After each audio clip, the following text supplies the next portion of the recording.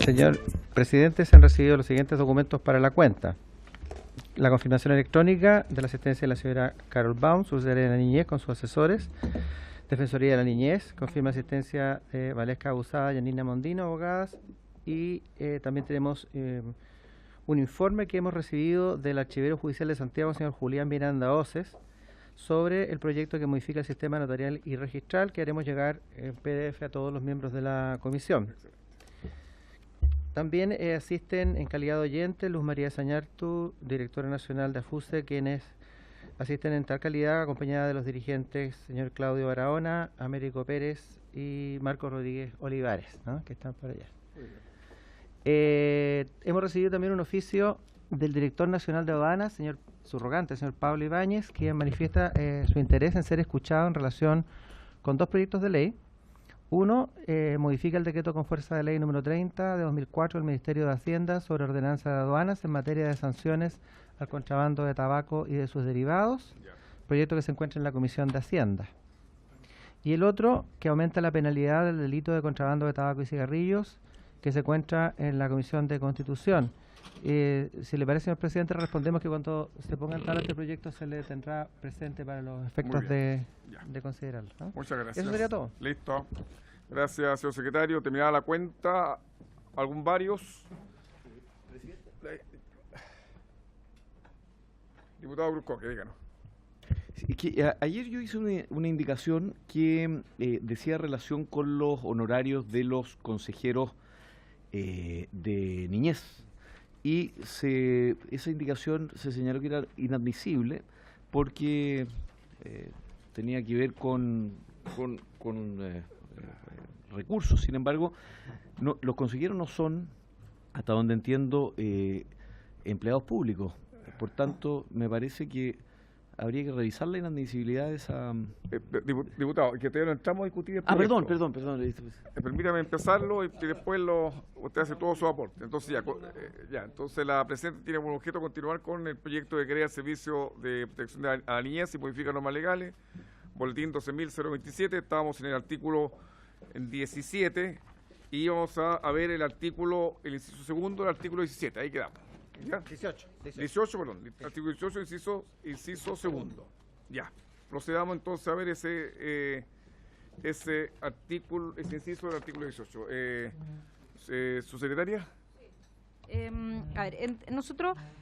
Bueno, en lo que entiendo que terminamos la sesión pasada es que en el artículo 18 efectivamente se suprimió, nosotros estamos haciendo una propuesta en que se aceptaba una de la propuesta del diputado Zafirio, que coincide en parte con la propuesta de la diputada Castillo, que en el fondo no se hacía esa salvedad esa distinción respecto de la acción de adopción, de la línea de acción de adopción, porque eso queda regulado por la opción. Sí, eso se votó y se sacó. Eso está zanjado. Entonces la duda está con respecto al inciso segundo, después del punto seguido, ¿cierto? La ejecución de programas se realizará a través de colaboradores acreditados y excepcionalmente podrá realizarse directamente por el servicio en caso de no existir oferta. En general, lo que nosotros hemos constatado con respecto a los organismos administradores, los CREAT, los organismos de administración directa y las OCAS, es que ha habido, hoy día es un porcentaje menor, los que están en administración directa, tiene si uno divide, porque no están así, pero si uno dividiese por niño, el presupuesto que ellos gastan es muchísimo mayor, y vulneraciones hay tantas o más, digamos. Entonces, por lo tanto, nosotros creemos que en la medida de que sea posible, con todos los resguardos que estamos presentando ahora de comité de expertos, de evaluación externa, con las nuevas normas de supervisión y fiscalización, nos parece que debiese ser razonable que se mantenga esta lógica de que haya, de que sean los organismos colaboradores los que hacen este trabajo, sin perjuicio de que estamos asegurando de que siempre el Estado se debe asegurar que exista oferta en cada una de las regiones. Y eso aun cuando no no está establecido en la ley actualmente, igual lo estamos haciendo y por eso se inauguró hace muy poco una casa en una residencia familiar en Coyhaique, se está trabajando en el tema en Magallanes, porque son lugares donde efectivamente hay complejidad en esta materia. Entonces, creemos que como está ok, no creemos que... no creemos que debiese modificarse este inciso segundo y bueno, pero estamos abiertos a escuchar cuál es la opinión de los parlamentarios. Gracias, subsecretaria. Para que tengamos claridad todos los parlamentarios, estamos en discusión del artículo 18, inciso segundo, Camila, que el otro ya lo votamos en general, lo aprobamos, pero quedó justamente el cuestionamiento, producto que la Defensoría planteó algunas observaciones con respecto al inciso segundo. Estamos haciendo una discusión especial del inciso segundo para posteriormente votarlo. Diputado Zafirio. Yo no quisiera hacerle una consulta al Ejecutivo. Si es posible pensar en hacer una modificación en ese inciso, diciendo que la ejecución de los programas podrá realizarse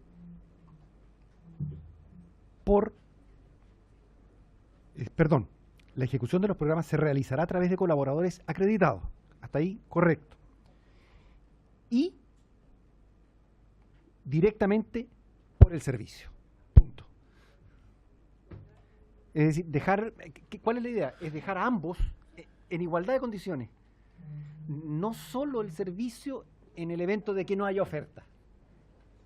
Es decir, que queda más repartida la responsabilidad. Sí, perdón. Ahí está. Ahí sí. Hay dos alternativas y también creo que es importante la opinión de los diputados es si es que podemos sacar en caso de no existir oferta, que en el fondo hay una alternativa o la otra, no necesariamente en caso de no existir oferta. Podría ser que haya oferta de organismos colaboradores, como por ejemplo en la región metropolitana, pueden haber oferta de las dos. O sea, una alternativa es sacar la última frase que dice en caso de no existir oferta, y la otra es eliminar las dos. Pero a mí, me gustaría también escuchar la opinión de los diputados oficialistas, digamos, porque nos parece que como está hoy día la cosa, como están actualmente las condiciones, seguimos creyendo que es conveniente de que sea excepcional la intervención del Estado, pero no solo en el caso de no existir oferta, sino que en el caso que se estime conveniente, digamos, ¿no? Que el director del servicio diga, es que acá solamente hay residencia a familias de acogida y necesitábamos además una residencia familiar. O sea, cuando hay distintos tipos pueden haber distintos tipos de situaciones que lleven a ser necesario que haya no solamente la falta de oferta, ¿cierto? Sino que quizás para ampliar la oferta, para tener otra alternativa, por complejidad de algunos casos, etcétera. Sí, diputado Zafirio. No es con el ánimo de entrar en una discusión, pero yo insistiría en la idea de que tanto las instituciones privadas como directamente el servicio queden en igualdad de condiciones en términos de responsabilidad o de posibilidades de ejecutar directamente los programas. Y creo que eso se logra diciendo que la ejecución de los programas se realizará a través de colaboradores acreditados o directamente por el servicio. Y punto. Y se acaba el problema. Perdón, presidente. La ejecución de los programas se realizará a través de colaboradores acreditados o directamente por el servicio. Vamos a escuchar a la diputada Camila. No, es muy cortito. A mí me hace mucho sentido lo leyó recién, presidente, por su intermedio, el diputado Zafirio. Yo creo que eso es en definitiva en gran parte lo que nos señala también la subsecretaria, porque pueden existir distintos motivos para tener que elegir entre uno y otro, no solamente que no exista oferta. Y yo siento que si es que la comisión tiene a bien, esa debiese ser la redacción final. Yo no sé, quizás sería bueno escuchar a la subsecretaria qué le parece, pero me hace sentido y lógico, digamos. Ya, muchas gracias. Vamos a escuchar primero a los diputados y a la Defensoría, y vamos, diputado Díaz. Ya, muchas gracias. Defensoría. Gracias, señor presidente, por su intermedio a la honorable comisión. Me gustaría o nos gustaría como Defensoría de la Niñez hacer varios cuestionamientos y razonamientos, ¿cierto?, respecto a este artículo, en particular lo que se está discutiendo ahora, el inciso segundo del presente artículo. Y la pregunta que me permito formular en esta instancia es, bueno, ¿en qué cambia el sistema tal como está ahora? O sea, ¿qué varía o qué especialidad incorpora este artículo a lo que tenemos hoy? ¿En qué lo distingue, en el fondo? ¿A qué me refiero? La excepcionalidad que establece en el deber de garante del Estado. O sea, el Estado, una de sus obligaciones internacionales es el de garantía. Ya lo ha dicho así en vastas oportunidades los comités internacionales. El Comité de Derechos del Niño, en informe reciente de julio, en el que se establece que han habido graves vulneraciones a los derechos humanos persistentes, ¿cierto?, a lo largo de la historia en los centros residenciales de niños, en contra de los niños, niños y adolescentes, ha señalado que en los casos de los administradores de los centros residenciales o de los colaboradores que ejerzan labores del Estado, al estar ejerciendo una labor del Estado delegada, también responsabilizó al Estado de Chile, no solo por no haber supervigilado, sino que además por no haber hecho un control de esa función que realizan los organismos colaboradores, que es efectivamente delegada.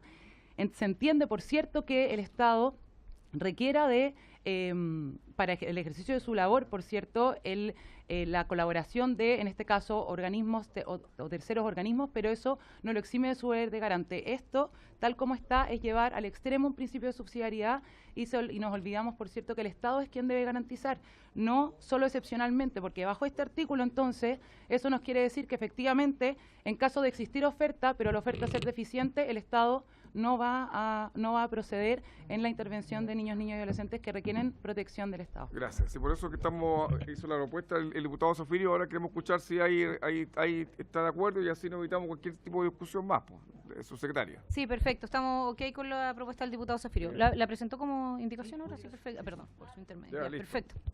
Ya, ¿estamos todos de acuerdo? Entonces, ¿estamos todos de acuerdo con cómo queda? Está bien, ya. Unánimemente aprobado. Sí, claro, sí, ya. Entonces vamos al artículo 19.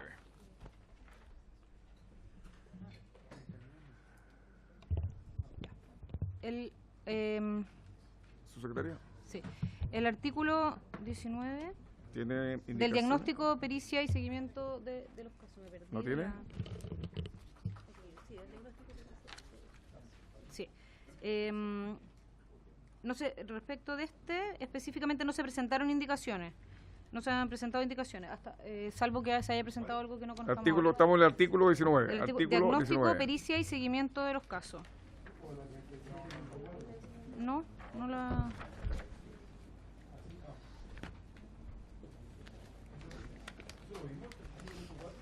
¿Cómo? No, po. No, perdón. Claro, queda una indicación pendiente del acuerdo anterior. Sí, esa la cogimos nosotros en nuestra propuesta. No, pero eso ya estaba discutido cuando votamos. La cogimos nosotros en nuestra propuesta, sí. Por eso la única duda que queda era tal cual. Sí.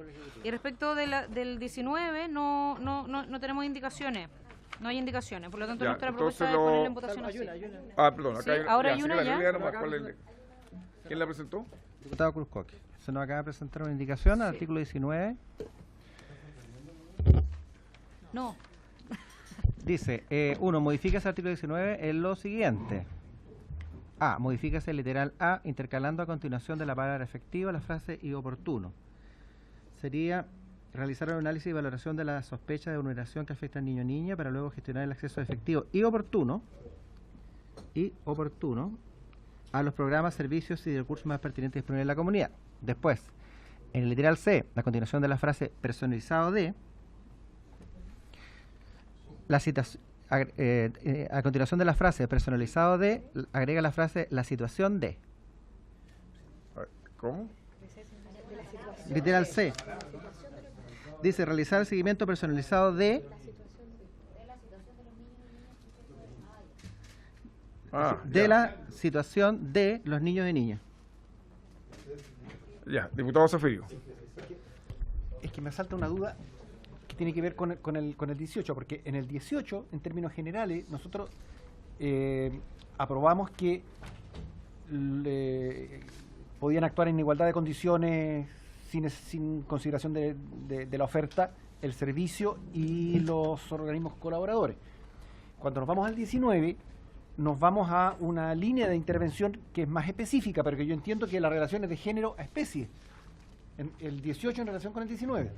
Entonces, si es las relaciones de género a especie, nosotros deberíamos agregar que actualmente está que a los colaboradores acreditados que ejecuten la línea de diagnóstico, pericia y seguimiento, deberíamos agregar a los colaboradores acreditados o el servicio que ejecuten la línea de, porque en el 18 ya permitimos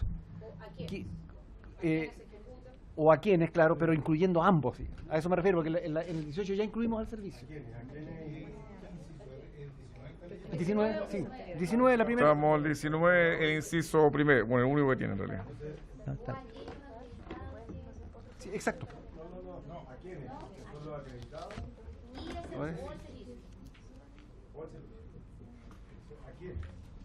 ¿A quiénes ejecuta la línea de diagnóstico de la palabra?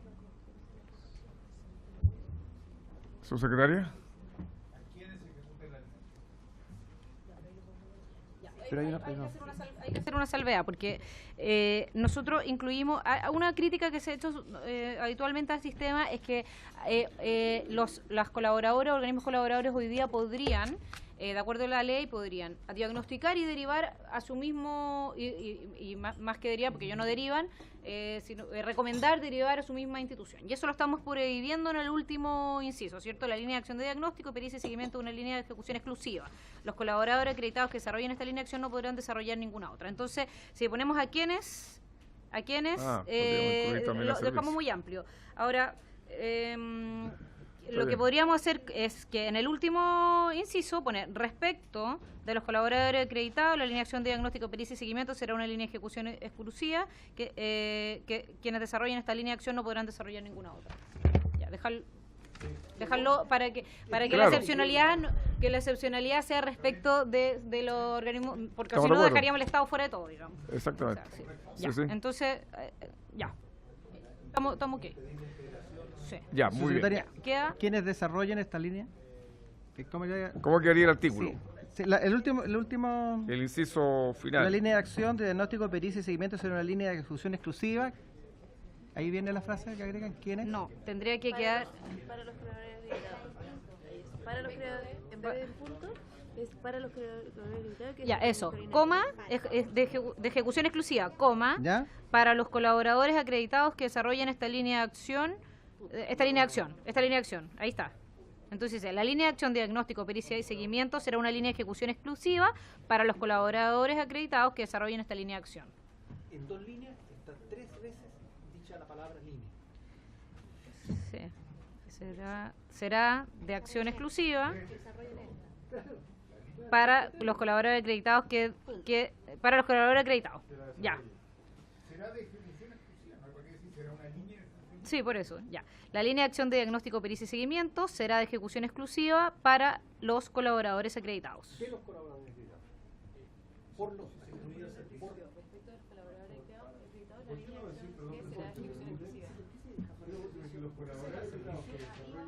Porque eso implicaría que si el servicio hace... A ver, vamos. A ver, ¿cómo se hace esto? En el fondo, una OCA que está constituida y que hace diagnóstico no puede tener una residencia. Ya, eso es, ¿cierto? Entonces, si nosotros lo dejamos en general, para cualquiera que ejecute diagnóstico no puede tener una residencia, el Estado, si es que hace diagnóstico, no te podría tener una residencia. Y nosotros creemos que el Estado debiese asegurar oferta en todas las líneas programáticas cada vez que no exista, ¿cierto? Entonces, debe asegurar oferta programática, entonces no lo podemos excluir. El Estado sí podría derivar... Voy a dar la palabra, pero diputado Soto, si quiere hablar, yo le doy la palabra. Diputado Díaz. Yo estoy de acuerdo con lo que dice la subsecretaria, pero creo que la redacción final... Por favor. Sí, subsecretaria, por favor, que está el diputado Díaz. Creo que la redacción final es más simple si la dejamos expresamente de la forma que sigue. Los colaboradores acreditados que desarrollen esta línea de acción no podrán desarrollar ninguna otra. Punto.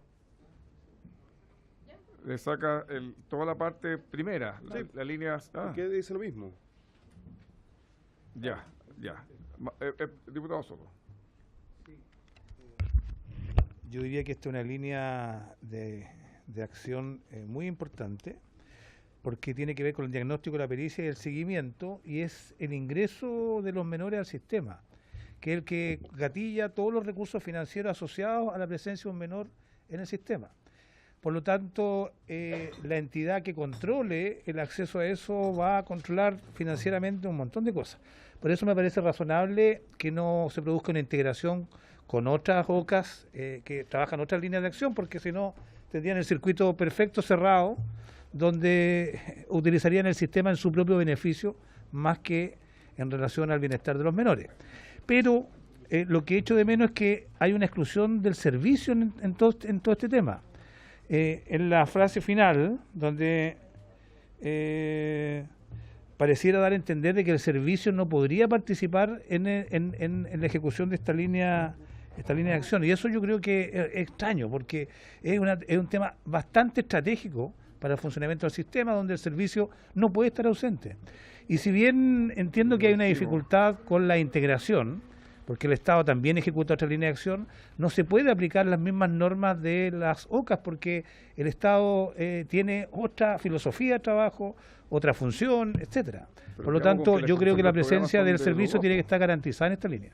Ya, vamos a escuchar al diputado Matías. Gracias, presidente. Sí, estamos acá conversando con los asesores. En realidad son tres cosas bien distintas, ¿no? El diagnóstico, la pericia, el seguimiento de casos. Nos causa ruido que estén en un mismo artículo. Quizá el diagnóstico deberá estar en las oficinas locales como primer eslabón en la cadena de respuesta, que es donde va a acudir, ¿no es cierto?, el niño vulnerado, sus derechos a través de sus representantes legales en el territorio, y debiera desarrollarse de mejor forma quien hace después la pericia y el seguimiento con un criterio de especialidad. No sé, me gustaría preguntarle a la subsecretaria también qué han pensado, pero la lógica indica que son tres situaciones distintas, momentos distintos con especialidades distintas. Es complejo además tratarlo en un mismo artículo. No sé qué es lo que han visto ellos. Gracias, diputado. Valesca. Gracias, señor presidente, por su intermedio. Efectivamente, compartimos las aprehensiones del diputado Walker. Son tres cosas absolutamente distintas. El diagnóstico, pericia y seguimiento. La pericia es algo que solo puede ser ordenado por un tribunal o el Ministerio Público, y no es concebible que que sea el servicio o los organismos colaboradores realicen las facultades de la letra A o C, por ejemplo. Eso por una parte. Por otro lado, se entiende, ¿cierto?, que esto no va a ser una descripción exhaustiva, porque probablemente va a estar entregado muchas de estas cosas y el desarrollo de los programas específicamente a reglamento, claro está, pero claramente en cumplimiento de las obligaciones internacionales y lo que mandata la Convención al Estado es que los estándares mínimos a aplicar deben estar señalados en la ley. ¿Bajo qué estándares se va a hacer, por ejemplo, un diagnóstico? Por ejemplo, el seguimiento, bajo qué lineamientos mínimos básicos deben cumplir, sea el servicio o los organismos colaboradores. Eso no está ni en el artículo 19 ni en el resto de los artículos que van a determinar cuál va a ser el actuar principal del servicio o de los organismos colaboradores, y que quiere, o lo que se busca, ¿cierto?, es solucionar el problema que hay hoy. Se insiste en esta postura desde la Defensoría de la Niñez. Esto no soluciona el problema que hay hoy. Esto no marca una distinción, una diferencia entre lo que hoy tenemos como Sename. Esa es la intervención principal, y nosotros como Defensoría de la Niñez estamos absolutamente a disposición, por cierto, de poder trabajar esto y poder lograr un consenso. O sea, nosotros con la subsecretaría, con también los asesores, pero esto es crucial, es la parte del corazón del proyecto, consideramos. Ya, gracias, diputado Zafirio. Diputado Boris. Sí, antes de la intervención de la representante de la Defensoría, estaba pensando en que en el último inciso del artículo 19 pudiéramos agregar, después de la parte donde dice acción que no podrá desarrollar ninguna otra, una coma, una frase que dijera sin perjuicio de las facultades del servicio establecidas en el artículo anterior, para amarrar con el artículo que recién aprobamos, que es el 18, donde va a decir que la ejecución de los programas se realizará a través de colaboradores acreditados o del servicio. no queda todo lo explícito, pero se entiende. Creo. Ya, diputado Boric. Diputado Díaz. Presidente, gracias. Yo tengo la impresión de que es necesario realizar una disección de este artículo y que por lo tanto, más que tratar de arreglarlo y parcharlo, correspondería incluso dividirlo y hablar del diagnóstico, de la pericia y del seguimiento en artículos que son diferentes, porque un perito no puede hacer un seguimiento, no es lo que le corresponde, no tiene los elementos para hacerlo, y como bien decía el diputado Zafirio, y si no me equivoco desde la Defensoría, esto es parte del corazón del proyecto. Por lo tanto, lo que propongo es que este artículo en particular lo trabajemos en conjunto con el gobierno para dividir diagnóstico, pericia y seguimiento, y podamos asignarle a cada uno de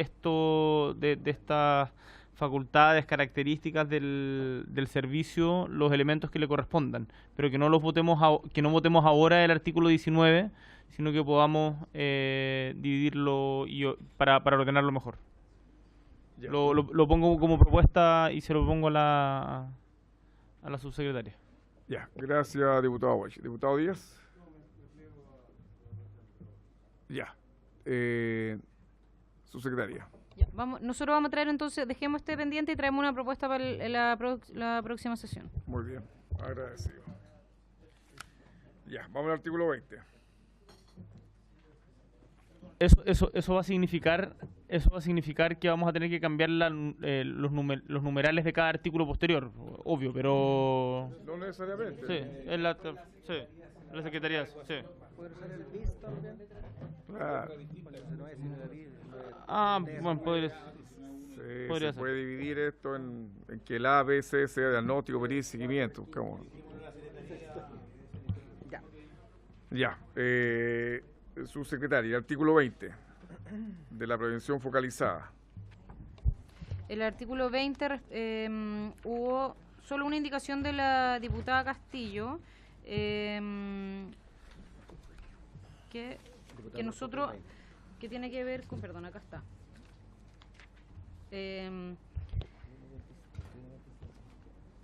Dice, de la prevención focalizada, la línea de acción de prevención focalizada se dirigirá a evitar vulneraciones de derechos de los niños, niñas y adolescentes que sean sujetos a atención del servicio y o de su familia, así como su cronificación a través del fortalecimiento de las competencias de cuidado de familias y adultos significativos de niños, niñas y adolescentes. Sí. ¿Qué? A ver, la línea de acción de prevención focalizada.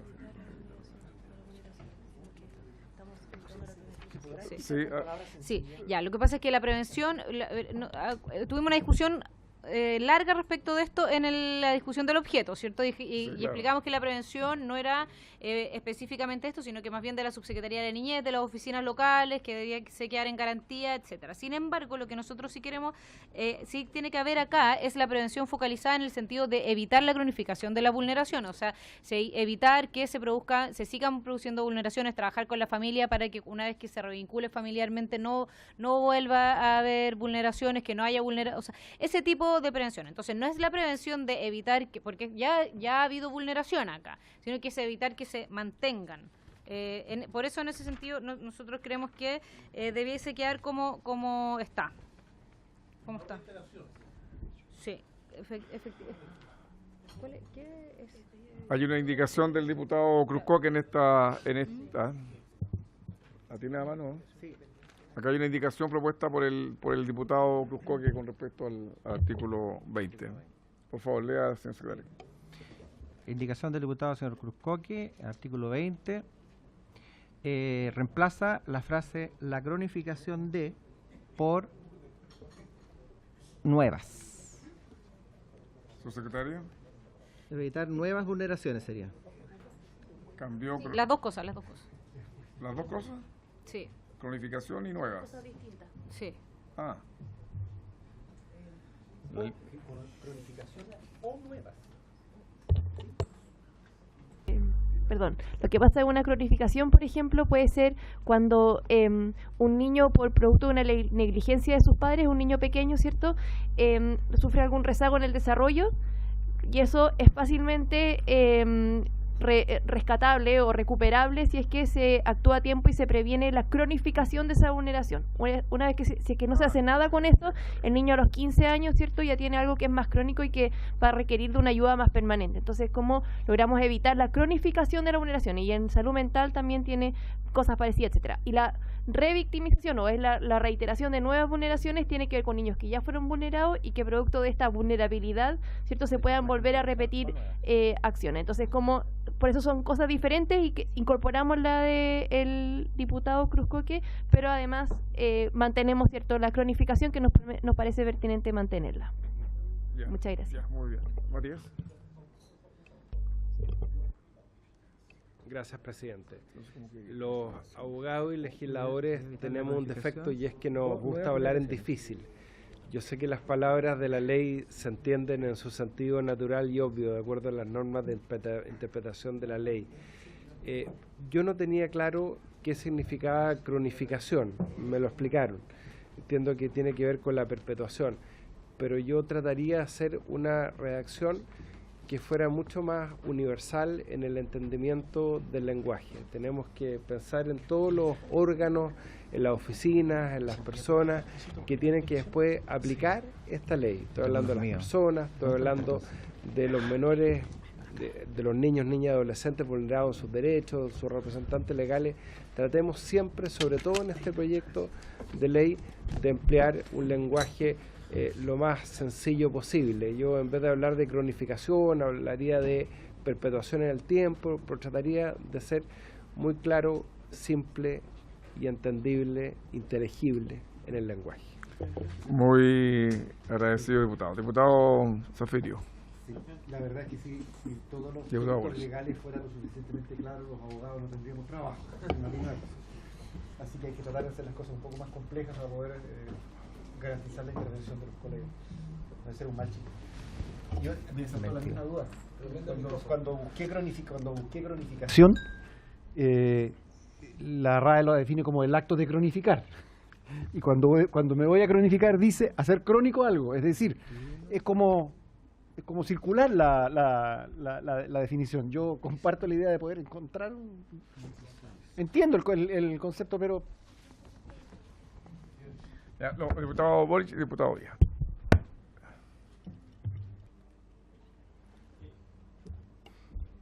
Creo que este artículo primero, para otorgar un poco de tranquilidad a la secretaria, ya vamos en la mitad, así que no se estamos avanzando, pero este artículo, cuando habla de la prevención focalizada y después se refiere a la cronificación, yo discrepo con el diputado Matías Walker. Creo que cronificación es muy claro, hacer algo crónico, como no tiene mayor complejidad la palabra, pero el problema es que cuando uno habla de prevención focalizada, uno está buscando prevenir la vulneración. Como lo entiendo yo, corréjame si me equivoco, prevenir la vulneración. Y cuando si el objetivo de la prevención focalizada es evitar la cronificación, supone que ya existe la vulneración. Por lo tanto, no me calza la idea de prevención focalizada en esto. Porque tú previenes algo que aún no sucede.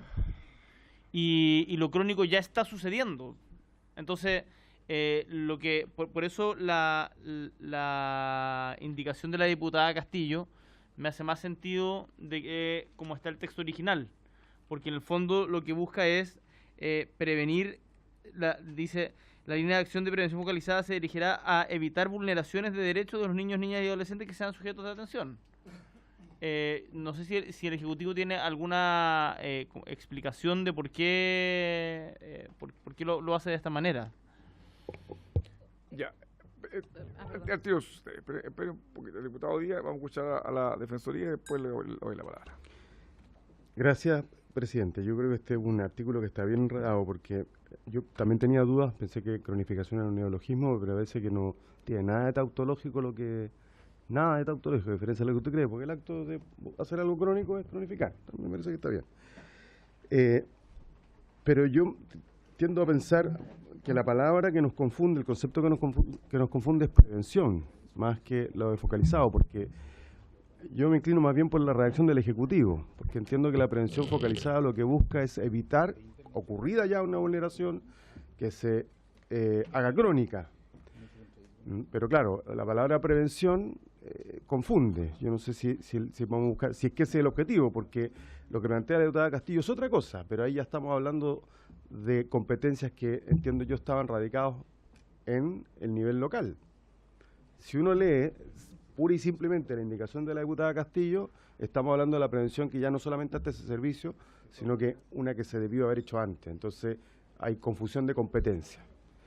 Entonces yo vuelvo entonces a la reacción del Ejecutivo. De lo que se trata, esto es de evitar que una vulneración que ya tuvo lugar se vuelva crónica o se revictimice si es que le agregamos el... Y si es así, la reacción del Ejecutivo es correcta con el equívoco que genera el concepto de prevención.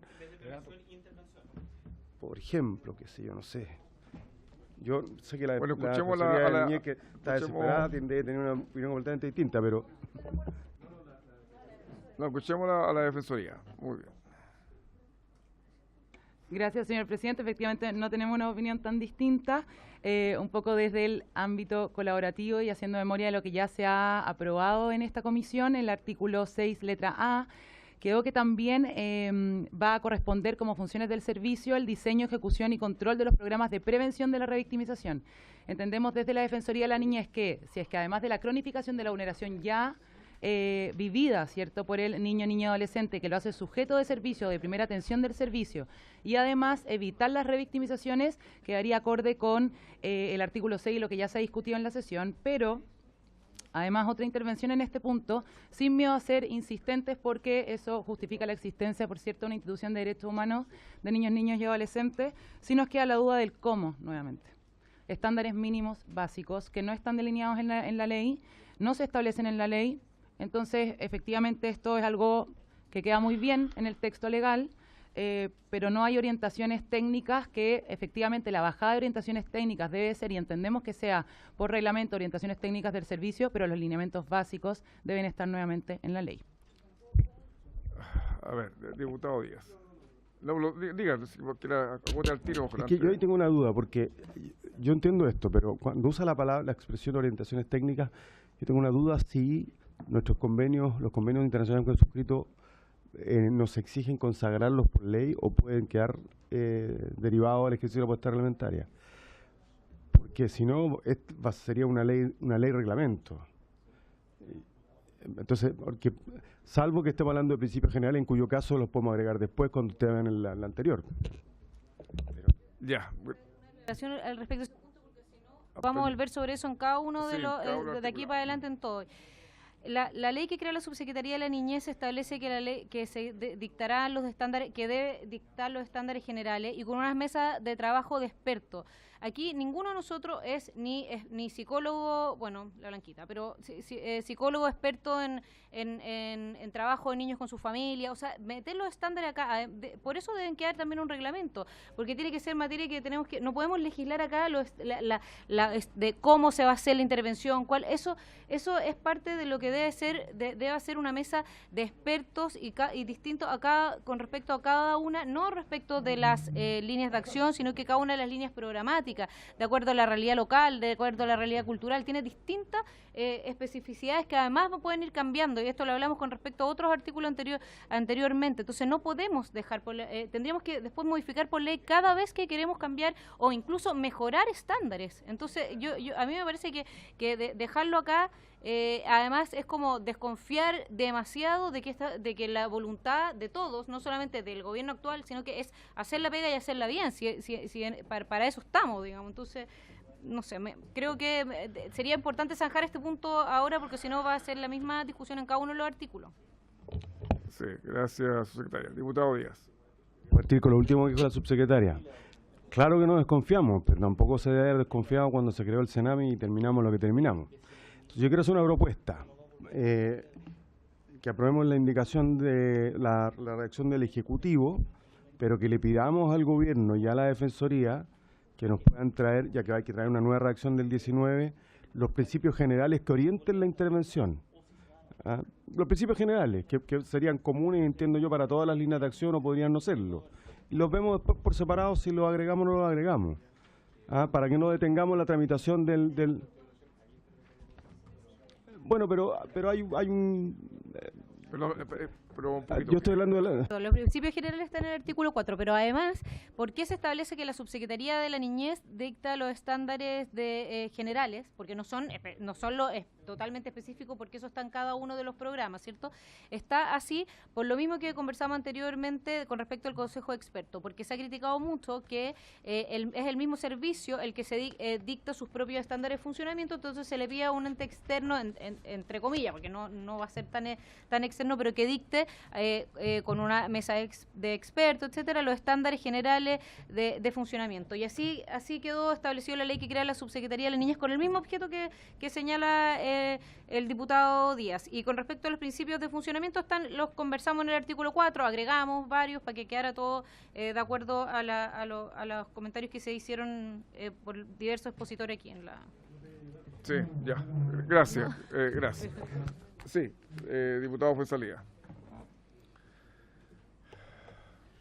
A mí me tocó hace mucho tiempo trabajar en el programa de apoyo a víctimas de delito, que es otra materia, pero gente victimizada y revictimizada. Me tocó trabajar con muchos psicólogos, asistentes sociales, y justamente las pautas de intervención psicosocial eran pautas bastante movibles y que se trabajaban con expertos, con grupos, con psiquiatras, y se iban determinando, incluso se iban modificando. Entonces, yo creo que yo no soy partidario que la ley deje esto extremadamente amarrado, porque va a limitar el trabajo finalmente de los profesionales del área social, que finalmente son los que tienen que determinar cómo intervenir de mejor manera, y acá en cada realidad también, que es diversa, no es lo mismo una realidad rural, una realidad urbana, depende del lugar donde se sitúe. Entonces, yo creo que es importante que tengamos la amplitud de dejar un poco los principios generales, pero también de alguna manera no entrar al detalle. Eso yo creo que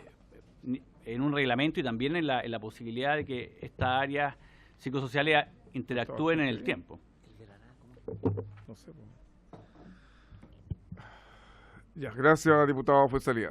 Sí, cortito, por favor.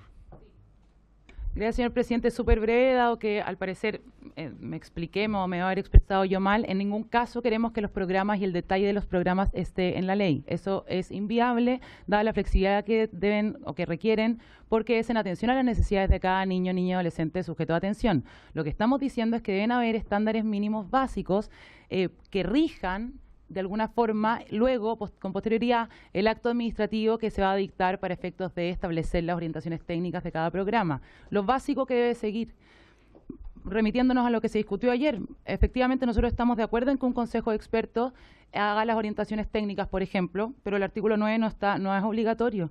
No es obligatorio para el servicio escuchar o hacer valer, ¿cierto?, lo que diga el consejo de expertos. El consejo de expertos solo asesora, recomienda.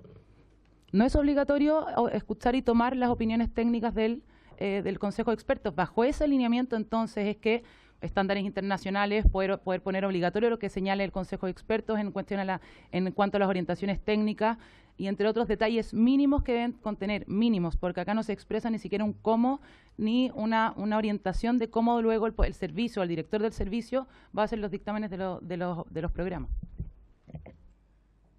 Ya, y en cuanto a lo que se refiere a la subsecretaria, que en el artículo 4 están los principios rectores que guían el actuar administrativo del servicio.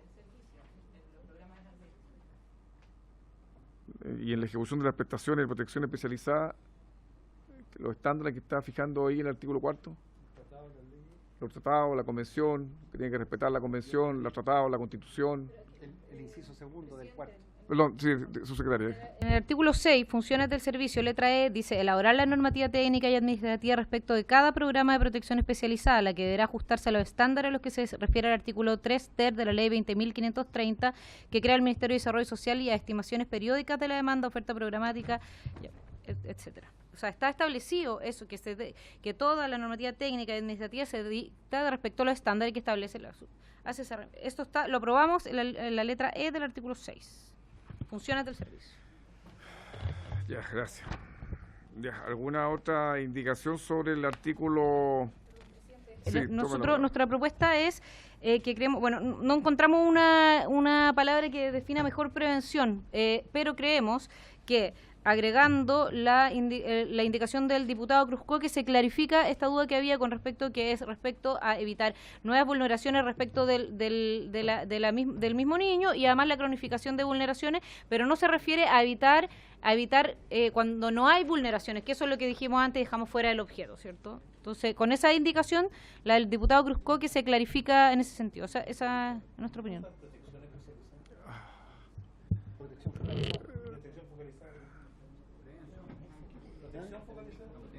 Dice de la prevención focalizada. Ya, pero evitemos los diálogos, porque si no vamos a... ¿Hay alguna propuesta de indicación, algo sobre este artículo, si no lo someto a votación? ¿Algo nuevo? No. No te he incluido más la indicación de propuesta por el diputado Cruzcoque. ¿Ya? ¿Le leo cómo queda? Sí. Por favor. Sí. Sería artículo 20 de la prevención focalizada. La línea de acción de prevención focalizada se dirigirá a evitar la cronificación o nuevas vulneraciones de derechos de los niños o niñas que sean sujetos de atención del servicio y o de sus familias a través del fortalecimiento de las competencias de cuidado y crianza de familias y o adultos significativos de niños y niñas. Bien. Eso. ¿Ya? Bien. Listo. Someta a votación, por favor. Con la indicación. Con la indicación correspondiente. ¿Dónde dejé?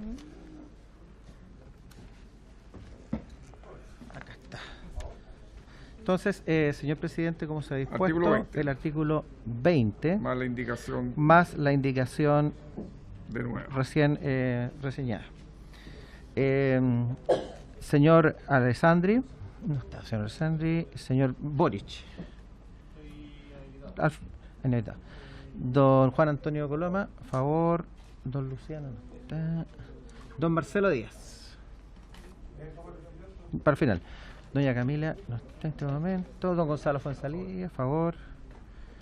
Don Tomás no está. Don Tomás. Doña Paulina tampoco. Don René Zafirio, a favor. Don Leonardo Soto, a favor. Don Matías Walker, a favor. Nos va quedando Marcelo Díaz. Don Marcelo, a favor también. Y, señor presidente, usted nomás. A favor. Sí, está aprobada con la indicación por unanimidad. Ya, se aprueba por unanimidad. 700. Vamos al artículo 21. Subsecretaria tiene la palabra. Respecto al artículo 21 de la reparación y restitución de derechos, hay una indicación dos indicaciones presentadas por la diputada Castillo que mejora la redacción del articulado. Sin embargo, dice... queremos acogerlas reemplazando la expresión vulneración de derechos que sufran niños, niñas y adolescentes por vulneraciones de derechos de niños, niñas y adolescentes para uniformar la redacción del articulado, pero acogemos su indicación solo con una uniformación de la información. Sí. Digamos, sí, diputado Sofía, esta propuesta es suya, parece, ¿no? Ya, muy bien. Sí, yo presenté una indicación, presidente, del artículo 21 al inciso primero, en el siguiente sentido, para reemplazar en el inciso primero la oración, comillas, a niños o niñas orientadas a la recuperación integral de los niños o niñas que han sido vulnerados en su derecho, cierro comillas.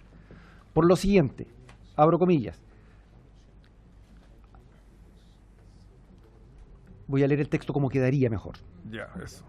La línea de acción de reparación y restitución de derechos corresponde a las acciones enfocadas a la reparación de las consecuencias de las vulneraciones de derechos que sufran niños, niñas o adolescentes orientadas a su recuperación mediante prestaciones integrales de carácter biopsicosocial. aquí hay dos elementos que se agregan. Uno, el carácter integral. Y lo otro, ese carácter, es la naturaleza biopsicosocial. Es decir, que son tres elementos que en una sola expresión se incorporan dentro del concepto de reparación. Me parece importante. ¿Elimina el apoyo a las familias? No. Y continúa, y al apoyo a sus familias en su rol de protección. No, se elimina la frase que entre comillas. Entonces no hay, claro, entre comillas no va, entonces termina en la coma esto. Termina en la coma.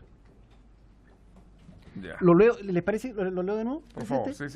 Escuchen, por favor, pongan atención al... La línea de acción de reparación y restitución de derechos corresponde a las acciones enfocadas a la reparación de las consecuencias de las vulneraciones de derechos que sufran niños, niñas o adolescentes, orientadas a su recuperación mediante prestaciones integrales de carácter biopsicosocial y al apoyo a sus familias en su rol de protección. Carácter biológico, psicológico y en relación con su contexto. Salud. Perdón. Démosle la palabra a la subsecretaria. Sí,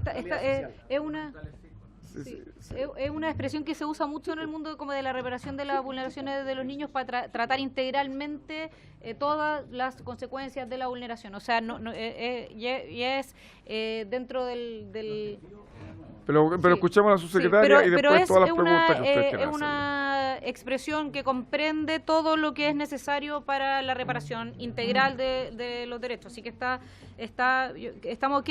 Lo único sí, si le parece, en vez de que sufran, las vulneraciones que sufran, sin sacar el que sufran, porque las vulneraciones en general de cualquier tipo, porque hemos estado durante todo el articulado, lo hemos dejado vulneraciones, no que sufran, sino que vulneraciones de derechos a niños. Sí.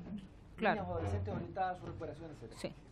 Sí, claro. Sí, para sacar la palabra que sufran, sí. Sí.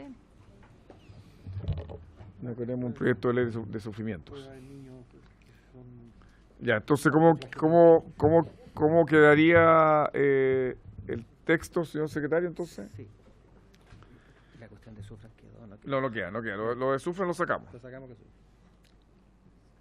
Entonces quedaría de la reparación, artículo 21.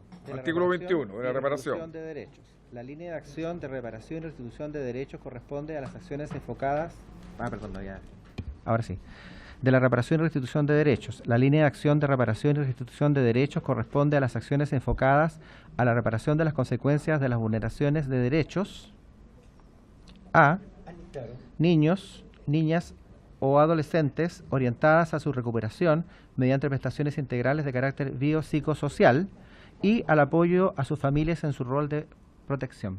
Muy bien, exacto. ¿Sí? Artículo 21. Bien. 21 más indicación. Entonces tendríamos que rechazar las indicaciones, las 39... 1, 39, 2. 39, 1 y 39, 2, ¿cierto? Sí. Ya, entonces votemos. Sí. Sería entonces señor presidente... Partamos por la 39, perdón, sí.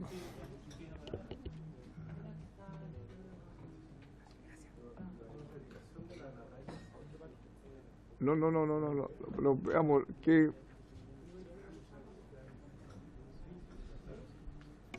estamos respecto a la consulta que tenemos desde la Defensoría de la Niñez, como en algún momento respecto a las unidades, ¿cierto?, del servicio, se discutió la eventualidad de la representación jurídica como restitución de derechos, en atención a que ya estamos en el programa específico que habla de la reparación y restitución de derechos, si es que se iba a incorporar de conformidad al artículo 34 de la Convención de Derechos del Niño la representación jurídica para la reparación efectiva de derechos de niños, niñas y adolescentes y con los requerimientos que habla el Comité de Derechos del Niño, que esta debe ser especializada. Tiene razón, así que sería razonable que quedara biopsicosocial y jurídico. Es que biopsicosocial y jurídico. Biopsicosocial y jurídico. ¿Están de acuerdo? Sí. ¿No habrá que agregar algo más? Aprovechemos que está en envión. Ya, entonces las propuestas, usted escuchaba la propuesta que hizo el diputado Zafirio, ¿no? ¿Les parece que la incorporemos tal cual? Porque es omnicomprensiva de las dos que hizo la Natalia. ¿Consulta? Lo de Natalia Castillo, la 39.2. Claro, es la misma que, pero en buena cuenta, es la claro, es reemplazada totalmente por la que hizo el diputado Zafirio. Y la otra Sí. indicación de que Natalia Castillo 39-2, ahí sí, segundo. 39. ¿Está acogida? Ok. Perfecto.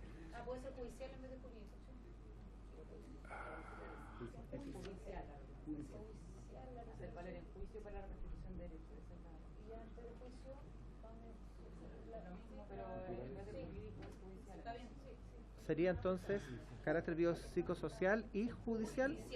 Judicial. Sí, es representación. Y o judicial. No, es I o es O.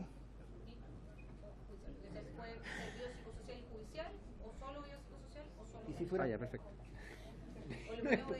Ya. No.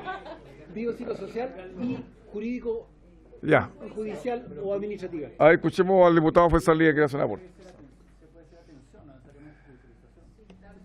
Entonces, por eso la palabra jurídico es más indicada que judicial, porque judicial supone una litis trabada, y el jurídico justamente que puede ser muchas veces orientación y no caer efectivamente en un proceso judicial. Puede ser ante una autoridad administrativa. Claro, puede ser. Muy bien el aporte del diputado Faisal Líder. Quedó jurídica entonces. Ya, entonces lo aprobamos por unanimidad. Ya, listo. 21. 22.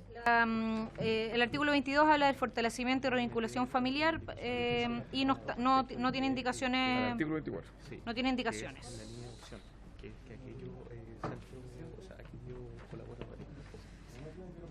Ya, sí, diputado, sí, diga. Me imagino que al hablar de familias, estamos hablando tanto de familias biológicas o de acogida. O familias de acogida. O sea, eso solamente para dejarlo claro o no. Esa pregunta va dirigida a usted, su secretaria. Sí, cuando hablamos de familias, en este caso, ¿estamos hablando de familias biológicas y de acogida o solamente biológicas? ¿A qué se refiere la expresión familia en este caso? O adoptiva. No, o eventualmente adoptiva. O sea, me refiero a la familia que tenga bajo su cuidado el menor, la adopción, digamos. Perdón, artículo 3. En el artículo 3 explica específicamente... Sí, dice, incluyendo su familia, sean biológicas, adoptivas o de acogida, o quienes tengan su cuidado en los casos que correspondan. Ah, muy bien, listo. Ya, muy bien. Ya, vamos entonces al artículo, estamos viendo el artículo 22. Sí, ¿quedó ok entonces? Sí, está listo, no, por eso digo el 22. El 22 no tiene indicaciones. Del fortalecimiento y revinculación familiar. Y eso fue lo que aclaramos recién. Ya, muy bien. Entonces, por unanimidad, aprobado.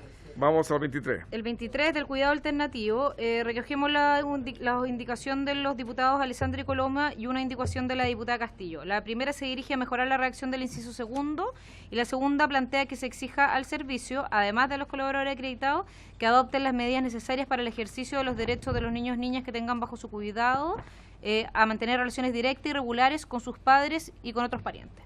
Entonces, acogemos tanto las indicaciones de los diputados Alessandri Coloma como de la diputada Castillo.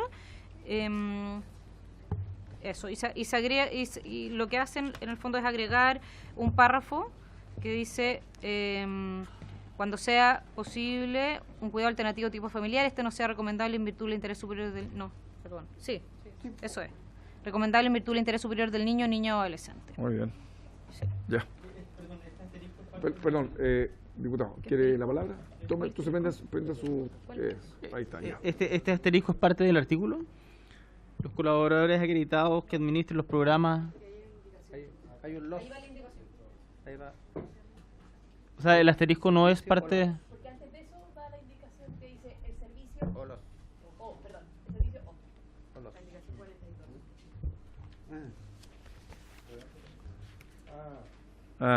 Claro, sí, ya, claro. ¿El servicio o los colaboradores? El servicio o. Ya, claro, muy bien. ¿Alguna pregunta más, diputado Boris?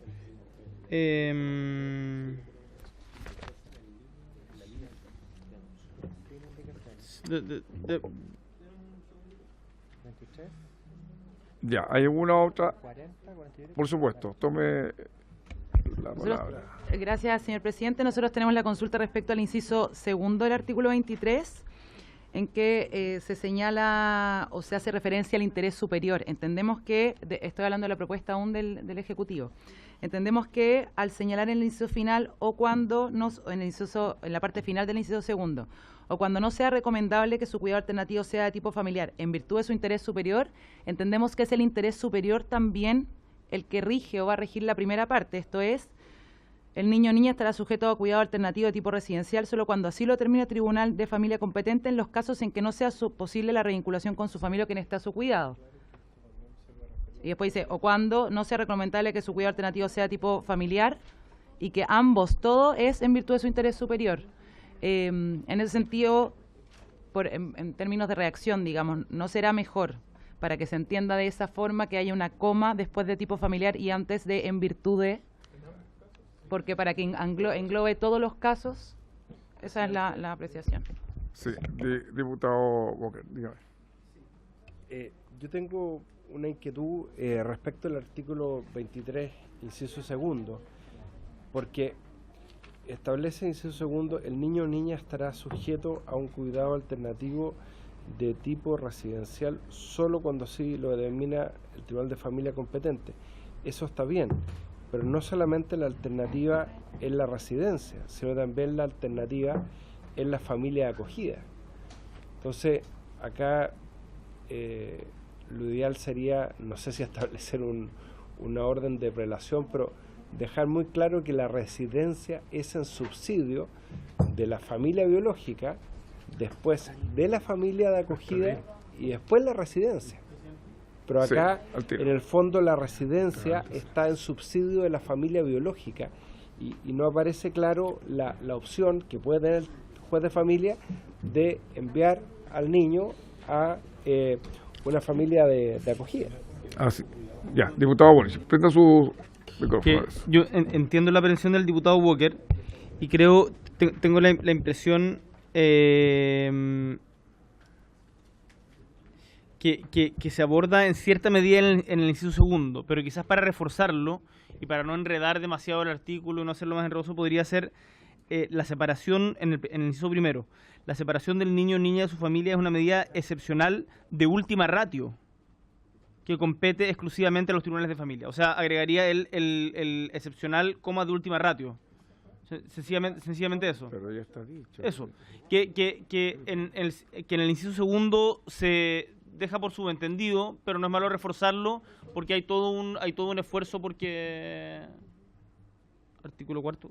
Sí, está. Sí, pero lo que abunda en eso no daña. O sea, es bueno, creo que donde estamos tratando específicamente este tema, que quede claro que la internación es lo último que estamos buscando.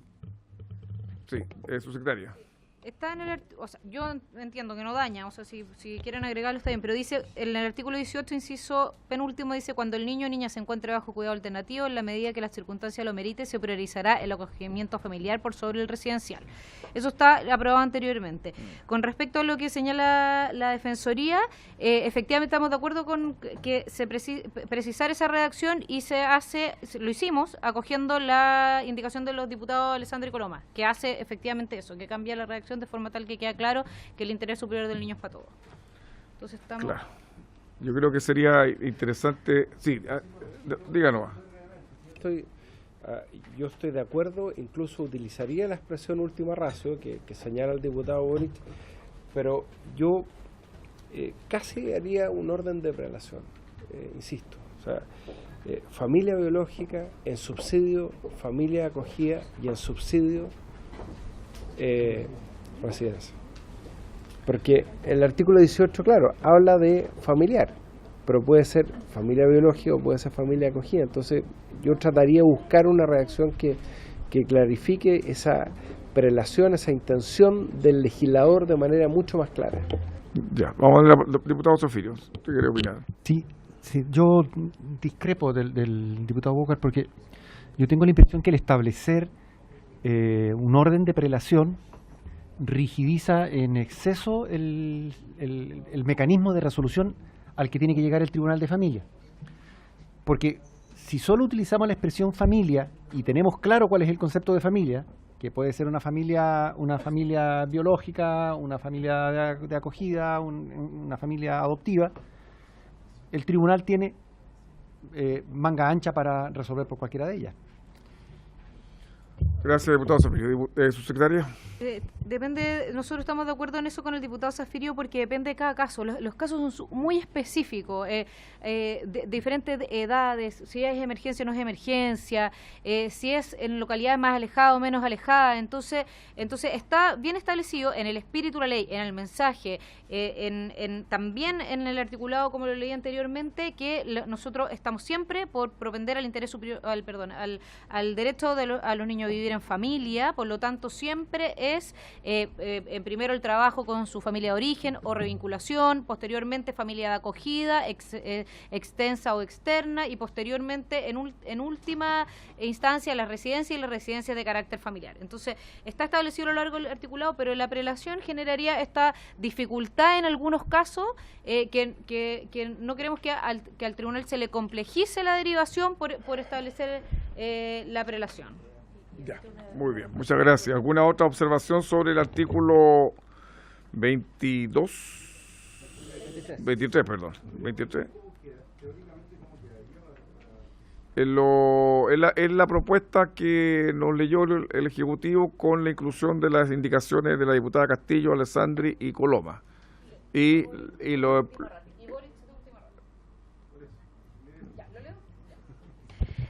Artículo 23 del cuidado alternativo. La línea de acción de cuidado alternativo podrá ser de tipo residencial o familiar. La separación del niño o niña de su familia es una medida excepcional de última ratio que compete exclusivamente a los tribunales de familia. Sí, eso lo estamos diciendo. Sí, está para todos, sí. El niño o niño adolescente estará sujeto a un cuidado alternativo de tipo residencial solo cuando sí lo determine el tribunal de familia competente, en los casos que no sea posible la revinculación con su familia o quien esté a su cuidado, o bien, cuando siendo posible un cuidado alternativo de tipo familiar, este no sea recomendable en virtud del interés superior del niño, niña o adolescente. El servicio o los colaboradores acreditados que administran los programas de la línea de acción de cuidado alternativo deberán adoptar las medidas necesarias para el ejercicio del derecho de los niños, niñas y adolescentes que tengan bajo su cuidado a mantener relaciones directas y regulares con sus padres y con otros parientes, salvo resolución judicial en contrario. El director de la residencia o quien tenga el cuidado legal del niño o niña adolescente, en el caso de la línea de acción de cuidado alternativo de tipo residencial o familiar, asumirá el cuidado personal y educación del niño, niña o adolescente, respetando las limitaciones que la ley o la autoridad judicial impongan a sus facultades en favor de los derechos y de la autonomía de ellos, así como las facultades que conserven sus padres o las demás personas que la ley disponga. Muy bien, excelente. Ya, en votación. ¿Lo vamos por aprobado por unanimidad? Unanimidad. Muy bien. Gracias, diputado Boris. Sigamos muy rapidito. El 24 de la adopción. De la adopción, estamos acogiendo la indicación de la diputada Castillo en el sentido de considerar a la familia de los niños independiente de cuál sea su composición, es decir, corresponde a la línea de acción de adopción toda actividad tendiente a procurar al niño, niña o adolescente una familia, cualquiera sea su composición, que le brinde afecto y le procure cuidados tendientes de seguridad. Muy bien. ¿Hay otra indicación? ¿Hay otra indicación? Sí. Sí, hay una que es súper importante. Ya, acabamos de leer la indicación. Díganos, Agua. Indicación, agréguese en el artículo 24 un nuevo inciso final del siguiente tenor. Los organismos que desarrollen la línea de acción de adopción no podrán ejecutar otras líneas de intervención contempladas en la presente ley. Es la misma lógica. ¿Escuchó, señor secretario? Estaba preguntando si que efectivamente hay organismos que lo hacen. Y sí, hay organismos que lo hacen. Nos parece que podría ser. Nos parece que podría ser, que suena bastante razonable, creemos que suena bastante razonable acogerla. Sí, la exclusividad de la línea de adopción, sí. Estaba pensando que iba a generar un problema y dificultar la adopción, pero me parece No, por el contrario. Sí. Ya, espera, ¿su secretaria Sí. terminó? Sí, sí. Ya, entonces ahora sí, Boris. No, que lo conversábamos recién con el asesor del diputado Hirsch al respecto, y yo tengo dudas respecto a eso, porque duda, insisto, no, que es contrario a certeza, por lo tanto, para discutirlo acá. La experiencia que a mí me ha tocado ver es que los hogares residenciales que reciben niños que son susceptibles de adopción pasan por un periodo, los niños y niñas, estamos hablando en particular niños que están en hogares de 0 a 6 años, pasan por un periodo en donde su familia, ya sea el del núcleo familiar o la familia extendida, dan algún nivel de pelea por recuperar la custodia del niño. Por lo tanto, y que eso se demora un tiempo, y que mientras dura ese proceso judicial, los niños o niñas están institucionalizados. Si es que tengo la duda de que si es que se aprobara una indicación de estas características, y por lo tanto el hogar que recibe a esos niños necesariamente juega un rol en el proceso de adopción. Necesariamente juega un rol en el proceso de adopción porque es el que entrega los informes de cómo está el niño, de lo afectado que está, de las vulneraciones que ha sufrido, de cómo se comporta cotidianamente. Entonces, externalizarlo a otro centro, servicio, a otra OCA o a un organismo del Estado, me parece que podría dificultar el proceso de adopción y burocratizarlo, que justamente me imagino que va en la línea contraria a lo que queremos. Tengo la duda porque es lo que me ha tocado ver en la práctica. No sé cómo lo ven, cómo ve eso el resto. Ya, ¿sí? Ya. Que en esta materia a todos nos falta información como para tomar la decisión. A nosotros como para decir, sí, démosle, suena razonable, pero también me suena razonable lo que dice el diputado Boric. Entonces les propongo que esta, así como la otra anteriormente, la dejemos pendiente, porque como semana distrital entre medio, yo podemos traer la información más de expertos respecto a qué es lo que pasa, porque es razonable lo que dice el diputado Boric también. Entonces, en la próxima sesión traemos no sé si se puede aprobarla como, sí, claro, como está, y si le agregamos votamos esa indicación después, digamos. Que ahora no explique el argumento. Sí, diputado Zafiro, sí. Salvo que tenga la explicación de por qué. Pero veamos. Sí. Diputado Zafiro, escuchémoslo. ¿Sabe? Lo que pasa que me parece correcto, pero yo quisiera que se tuviera presente que de los grandes dramas que se ha experimentado en el contexto de la labor del Sename está la confusión de roles que se produce entre la labor de la residencia, los profesionales que prestan servicio para la misma OCA que administra la residencia, pero que además elaboran informes técnicos y análisis de un cuanto hay respecto de las características de adoptabilidad o no de un niño. Aquí de lo que se trata, desde mi punto de vista, es de que el proceso de protección esté radicado en instituciones que no tengan, ojalá, vinculación con aquellas instituciones que van a estar a cargo de las adopciones. Porque mientras más lejos estén, más objetivo va a ser el análisis que haga la institución que tenga que declarar la susceptibilidad de adopción futura o tramitar, por decirlo en el lenguaje simple, la adopción futura. No van a estar influenciados, y lo voy a decir así de claro, por el interés económico de rechazar una adopción, porque ese rechazo de la adopción significa que el niño se mantiene en la residencia, y al mantenerse en la residencia se sigue percibiendo la subvención por ese concepto. Esa es una parte. La otra parte es que hoy día hay 7.500 casos que están siendo investigados de ventas de niños a cuyas madres se les dijo que sus hijos habían muerto al nacer. En la Comisión de Familia estuvimos conversando con una muerta. La muerta tenía 40 años, vive en Suecia, es una niña que fue sustraída de su madre, en fin, ¿para qué ahondar en eso? insisto, mientras más separación haya entre las distintas funciones que el sistema tiene que cumplir en relación con la adopción, creo que nos permite poner el foco de atención más en el niño que en la institución. Siempre está ese riesgo, el riesgo de que signifique hacer un trámite más, una consulta más, pedir un informe más. Pero si el foco está en el interés del niño, es decir, y termino, la institución que esté a cargo de las adopciones le va a interesar resolver con prontitud la adopción, no eternizar el proceso, que es lo que ocurre hoy día con muchas OCAs. Ya, Gabriel. O sea, no tengo ninguna duda de que el diputado Zafiro tiene razón respecto a estos casos que han ocurrido, por el incentivo perverso de mantener niños institucionalizados para poder recibir la subvención. Ahora, es en la medida en que también vayamos aumentando, o sea, primero este proyecto en algún momento vamos a llegar a la parte de financiamiento y el financiamiento cambia, no sé si sustantivamente, pero cambia en parte importante el aporte directo del aporte variable según niño. Eso es una cosa.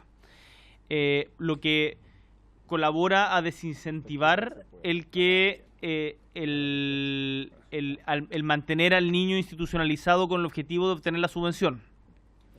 Eso es una cosa que me parece que es muy importante, que es por lo que peleamos tanto el que cambie la composición del financiamiento. Pero además hay otra cosa, que en los hogares residenciales están plenamente conscientes que cada día que pasa, o por lo menos en algunos, no quiero meter a todos en algunos, cada día que pasa es más difícil que el niño se vaya en adopción. Porque mientras más grande, más difícil que alguien lo acoja. Por lo tanto, a mí mi preocupación respecto a esta indicación es que justamente ese trámite más,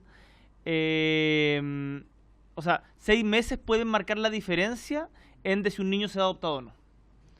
Por la voluntad de los padres de adoptar el niño o niña mientras más pequeño sea, para generar el vínculo lo antes posible. Entonces, yo ahí trataría, manteniendo todos los resguardos posibles, y ahí es atendido lo que plantea el diputado Zafiro, buscar el mejor equilibrio para la celeridad y la protección de que no hayan intereses perversos que jueguen sobre la adopción. Por lo tanto, en definitiva, me parece bien lo que plantea la subsecretaria, de que esto se estudie en detalle y nos presenten una propuesta la próxima semana. Diputado Figueres. Yo parto diciendo lo mismo que dijo el diputado antes, es decir, todos tenemos dudas. En realidad lo que uno quiere es que es lo mejor para los niños. Entonces, en realidad, más que un antagonismo o posiciones, estamos en la reflexión en voz alta, creo todos, respecto a cómo lograr garantizar la mejor condición para los niños. Y desde ese punto de vista me parece bien lo que plantea la subsecretaria respecto de estudiar el tema y reflexionar una propuesta que pueda contribuir. Personalmente, y por eso hicimos también esta propuesta, creemos que mientras más separado en este caso ambas situaciones puede ser mejor. Los incentivos perversos que existen, han habido situaciones irregulares en el pasado, es verdad que hay muchos hogares que han actuado de buena manera y de buena fe, pero también han habido situaciones que han sido profundamente irregulares y que han sido muy complejas.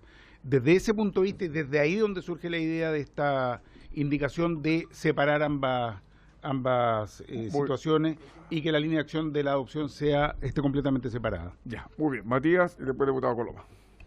Presidente, apoyar la indicación del diputado Hitt. De hecho, la suscribí respecto a la especialización, respecto a la autonomía, evitar los conflictos de intereses, como decía el diputado Boric.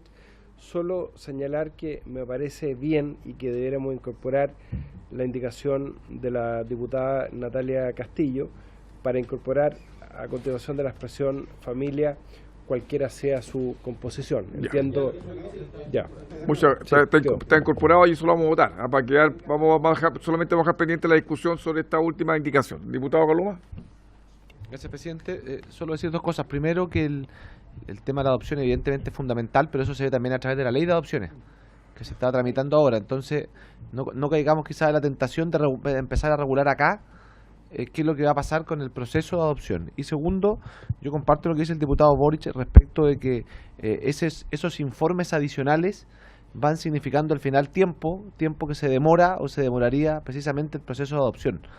Por lo tanto, tendría especial cuidado y pedirle a la subsecretaria que tenga especial cuidado en que el mecanismo que se termine adoptando no termine burocratizando todo el procedimiento de adopción, en el entendido igualmente que se tiene que ver el proceso de adopción a la ley de adopción y no acá. Creo que también es importante marcar ese punto. Gracias. Ya, diputado, mire, yo le quiero sugerir lo siguiente. Mire, como hay una propuesta hecha por el Ejecutivo respecto al artículo 24, este es un inciso final nuevo.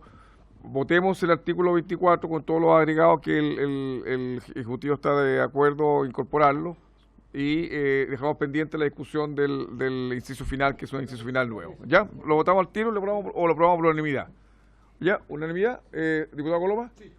Ya, por unanimidad, entonces el artículo 24 aprobado y dejamos pendiente la discusión del inciso final nuevo del artículo 24. Vamos ahora al artículo 25. El artículo 25 es respecto de la intervención simultánea de las diversas líneas de acción subvencionables. No tiene indicaciones más que agregar niño, niña y adolescente. Perdón. Ya, la desconozco.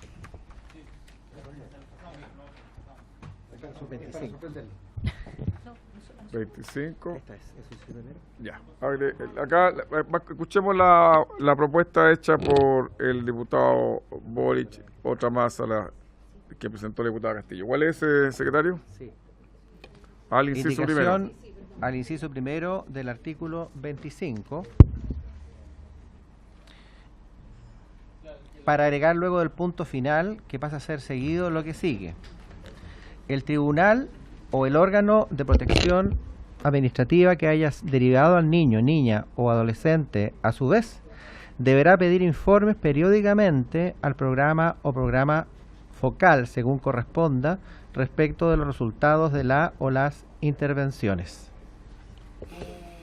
Ya, explíquenos, diputado. Es muy breve, es muy simple. La experiencia que por lo menos a mí me ha tocado ver en Magallanes es que muchas veces, más allá, o sea, justamente producto del caos de los tribunales de familia, se termina perdiendo de vista lo que pasa con los niños que derivan a hogares. Entonces, el que exista una obligación explícita de que cuando haya derivación tiene que haber un informe un informe periódico respecto de los efectos de esa derivación y del por qué se derivó. O sea, que no sea una explicación en general, el niño está bien, el niño está mal, sino lo derivaron por esto, se le informa en función de eso. Me parece que es importante para que el tribunal, después cuando tenga que decidir una eventual adopción, porque es el mismo tribunal que decide, o una vuelta a la familia, tenga mayores antecedentes a cargo, o sea, a disposición. ¿Sí? Sí, subsecretario. Sí, me disculpo porque sí conocíamos la indicación. ¿No? Ya. El tema es que estamos de acuerdo, pero esto ya está establecido en la ley, en el artículo 76 de la Ley de Tribunales Familia, y dice exactamente: el director del establecimiento o el responsable del programa en que se cumpla la medida adoptada tendrá la obligación de informar del desarrollo de la misma, de la situación en que se encuentra el niño, niña y adolescente y de los avances alcanzados en la consecución del objetivo establecido en la sentencia. Este informe se evacuará cada 3 meses, a menos que el juez señale un plazo mayor, con un máximo de 6 meses mediante una resolución fundada. Lo que sí estamos de acuerdo que esto pasa lo que dice el diputado Boric, por lo tanto, pero es de las cosas que estamos resolviendo en la mesa permanente que se armó con el Poder Judicial y que va con informe en el plazo de 100 días, con fecha límite del 4 de marzo, y que después estableció, de acuerdo por lo establecido en el Acuerdo Nacional por la Infancia, seguir un trabajo permanente que es entre el Poder Judicial, el Ministerio de Justicia y el Ministerio de Desarrollo Social, en conjunto, con Sename o con los dos servicios en que se divida el Sename próximamente. Por lo tanto, es de las cosas que aun cuando existen y están establecidas en la ley, se hacen mal. ¿cierto? O los informes no llegan, etcétera. Por lo tanto, más que modificarlo en la ley, tenemos que modificarlo como administrativamente. A los abogados que les preguntamos que en la tramitación de esto dicen, no es que el informe no esté, o que muchas veces no llega, y uno llama y dice, oye, mándame el informe, y ahí lo mandan, o sea, a veces no lo han enviado, pero una de las obligaciones que la OCA en general y los organismos de administración directa tienen claro que tienen que hacer es este informe. Entonces... Bueno, secretaria, ¿terminó? Sí. Ya, diputado Boric. Réplica breve. Yo tengo la esperanza de que, como estamos creando un nuevo servicio que en la práctica reemplaza al Sename, esta legislación llega con más fuerza que la ley de tribunales de familia, que ya está un poco anquilosada y cae en la práctica muchos de sus artículos en desuso. Por lo tanto, lo que pongamos acá adquiere cierta relevancia y, por lo tanto, aunque ya esté en la ley de tribunales de familia, creo que no resta nada ponerlo acá, y además sirve y va en consonancia con el sistema de alerta temprana, que también se está trabajando, se puede vincular con eso.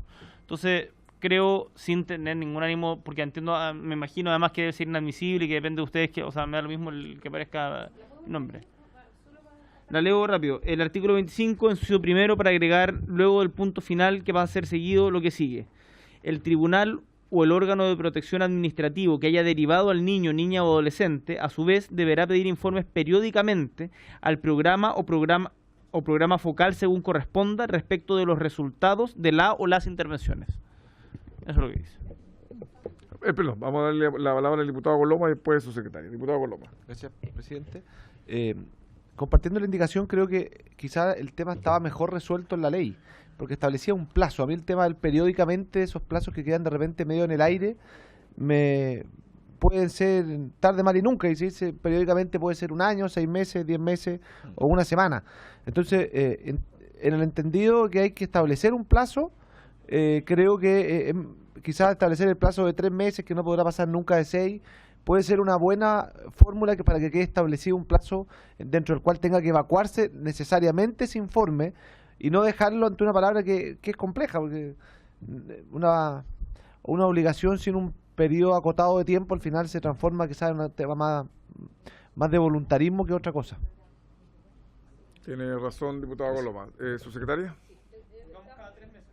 Podríamos acoger lo que dice el diputado Coloma y acoger lo que dice el diputado Boric, pero no que es el tribunal el que tiene la obligación de pedir, sino que el programa el que tiene la obligación de entregar. No es que el tribunal tenga que pedir, porque si no pide. Si el tribunal no pide porque tiene demasiada pega, no, el programa focal que pusiste tú tiene la obligación de entregar el informe. ¿Estamos okay? Claro, mejor, porque ya el tribunal tiene la obligación de conformidad de pedirlo, de conformidad a la ley del tribunal. Ahora lo pondríamos, está bien. ¿Ok? Con el plazo que la subsecretaria le dejamos, ¿ah? de 3 meses o como sea. Como dice la ley de tribunal de familia, que dice cada 3 meses, a menos que el juez señale un plazo mayor con un máximo de 6 meses mediante resolución fundada. O sea, para alargar el plazo de 3 a 6 tiene que ser con resolución fundada. ¿Estamos de acuerdo? Ya. ¿Diputado Coloma? Sí. Ya. Por unanimidad. Vamos al 5:30.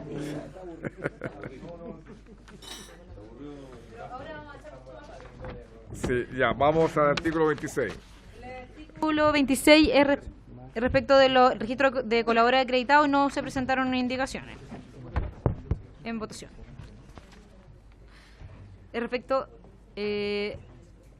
¿lo leo? ¿Ya? Sí, estamos ok. El servicio okay, que tiene que... No, alguien... Ya, entonces... Ya. Estamos ok. Ya. Ya, bien.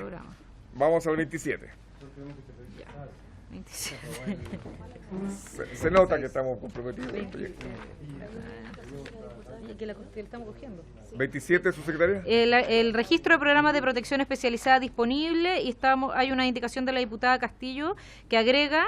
el servicio deberá mantener un registro actualizado de la oferta programática disponible en cada territorio, identificando a los colaboradores acreditados que desarrollen los programas y los tipos de programas que desarrollen.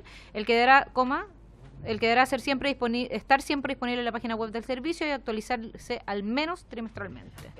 Cosecha propia, los tipos de perdón, nosotros le agregamos, ella dice, identificando los colaboradores acreditados que desarrollen los programas y nosotros le ponemos y los tipos de programas que se desarrollen, no solo los programas, sino que también los tipos de programas y actualizarse al menos trimestralmente. Claro, no se puede eliminar el menos porque es el mínimo. Sí. Perdón, ¿quiere preguntar algo, diputado Díaz? Pregunte, hermano. Estoy muy de acuerdo con todo, salvo con la supresión de la expresión al menos. Esa parte no ¿Alguna pregunta más? No, ya. En esa parte no En esa parte no acogemos la indicación de la diputada porque al suprimir al menos va a ser al más. Entonces necesitamos que sea actualizarse trimestralmente y no menos.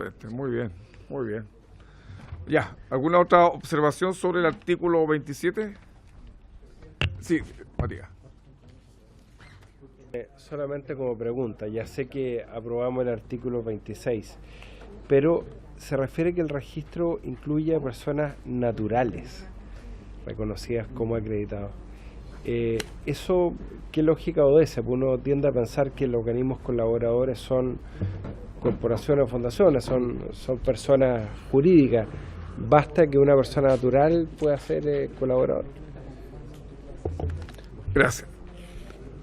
Esto es porque en algunos casos se puede acreditar una persona natural para hacer, por ejemplo, diagnóstico en lugares más alejados donde no hay una organización, no hay la obligación de constituirse como una OCA para hacerlo. Eso es un tema que nos han planteado por ejemplo, para programas de diagnóstico, por ejemplo, un perito, un psicólogo que hace un diagnóstico. Esto nos ha pasado que en algunas regiones les pasa que que son uno o van solo algunas veces y que no están constituidos como OCA, sino que... ¿Perdón? ¿De esto? No. Pero veamos, sí, tenemos un pequeño inconveniente. Sí, diputado Díaz, pero breve. Gracias. A mí no me hace mucho sentido porque en esos casos debiese operar el servicio directamente y no reclutar a personas naturales para cumplir esa función. ¿Ah? Sí. Gracias. A ver, vamos a escuchar al diputado Hirsch que quiere... Pero tome la palabra. Gracias. Sí, es que estábamos conversando. Quería volver un poco al 26. ¿Puede ser? Volvimos, bien. En el 26, donde está el registro de los colaboradores, la posibilidad y le pregunto al Ejecutivo por su intermedio, presidente, de que en este registro se incluyan las fiscalizaciones y sanciones de las que han sido objeto. Como antecedente. Exacto, que esté ese registro. Sí, justamente el inconveniente lo tenemos acá porque había una propuesta del diputado Cruzcoque con respecto al mismo artículo 26 que lo consideramos, ¿ah? Y dice que él quiere agregarle al inciso, artículo 26, inciso segundo, claro, la frase, así como la individualización de las personas naturales que tengan a su cargo la administración de cada uno de los organismos colaboradores. No, nosotros estamos diciendo la fiscalización claro, y sanciones que hayan sido objeto. No te digo, pero esto para que entremos al 26 porque nos faltó esto. La propuesta, presidente, que estamos haciendo nosotros es que se incluya la fiscalización y sanciones que han sido objeto en el cumplimiento de la presente ley. Los registros de colaboradores acreditados. Exactamente.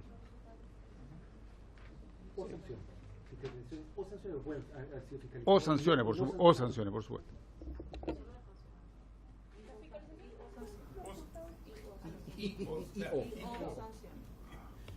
Pero ¿será necesario agregar que fue fiscalizado el organismo? O, a ver. Todas son fiscalizadas, entonces sí, claro. Poner cada uno de los... Sí, yo creo que está bien poner las sanciones y creo que... hemos tenido el tema de de no autorizar a personas naturales, son personas naturales acreditadas por el servicio. Acuérdense que la acreditación es un proceso que además pasa por el Consejo de Expertos, etcétera. No es llegar y hacerlo. Queremos mantenerlo así porque habiendo pocos profesionales, en algunos casos se dificulta el hecho de que tengan que organizarse como OCA, y pasa en otras áreas de la salud, cuando solamente, por ejemplo, a nosotros la Junaep nos planteó ese tema, dijo, en algunos casos nosotros tenemos prestaciones de salud mental que podemos prestar, pero solamente se lo podemos contratar a organizaciones médicas, a sociedades médicas, y cuando hay un solo médico en Aysén, nos ponía específicamente, hay un solo médico en Aysén que no está constituido en sociedad, al final lo que termina pasando es que la única posibilidad que tenemos es que venga una sociedad médica desde Puerto Montt, Aysén, entonces creemos que como conocemos ese tipo de casos, sobre todo en localidades más apartadas, preferimos dejar la posibilidad de las personas naturales, considerando que además el proceso de acreditación es un proceso mucho más serio, transparente, que es lo que existe hasta ahora. Es mucho más riguroso y tiene más sanciones, más, etcétera. Entonces. Ya, gracias. Diputado Díaz, diputado Zafirio. Perdón. Respecto de este punto, yo estoy de acuerdo, pero en ese caso habría que acoger el criterio que plantea el diputado Walker, o sea, que se regule el carácter excepcionalísimo de esta situación, porque aquí no está establecido como regla general. Podría ocurrir en Valparaíso, podría ocurrir en Viña, en Santiago, Providencia, Las Condes, o sea, no podría estar lleno de personas naturales acreditadas o reconocidas como colaboradores acreditados. Entonces, si es para esos casos excepcionales, regulemos la excepcionalidad. Y respecto de las fiscalizaciones, como consecuencia de la fiscalización, ¿hay algo distinto a las sanciones del 39 que pueda ocurrir que no se repare nada? No sé si una fiscalización puede dar un resultado distinto de alguna de las sanciones del 39 o que está todo bien. Favorable. Es que aquí decían que podían haber observaciones y no sé si es necesario que queden las observaciones. En ese caso, ¿para qué recoger las fiscalizaciones? Si son todos fiscalizables. Una amonestación sería una observación. Ergo, entonces yo creo que solo hay que sanciones. Sanciones. Ya, diputado Zafirio. Diputado Zafirio. Es que produce cierto ruido esto de las personas naturales acreditadas. Solo pensando en voz alta, ¿no es posible pensar en la figura de que aquella persona natural que quiera ser acreditada deba constituirse como empresa individual de responsabilidad limitada, por ejemplo?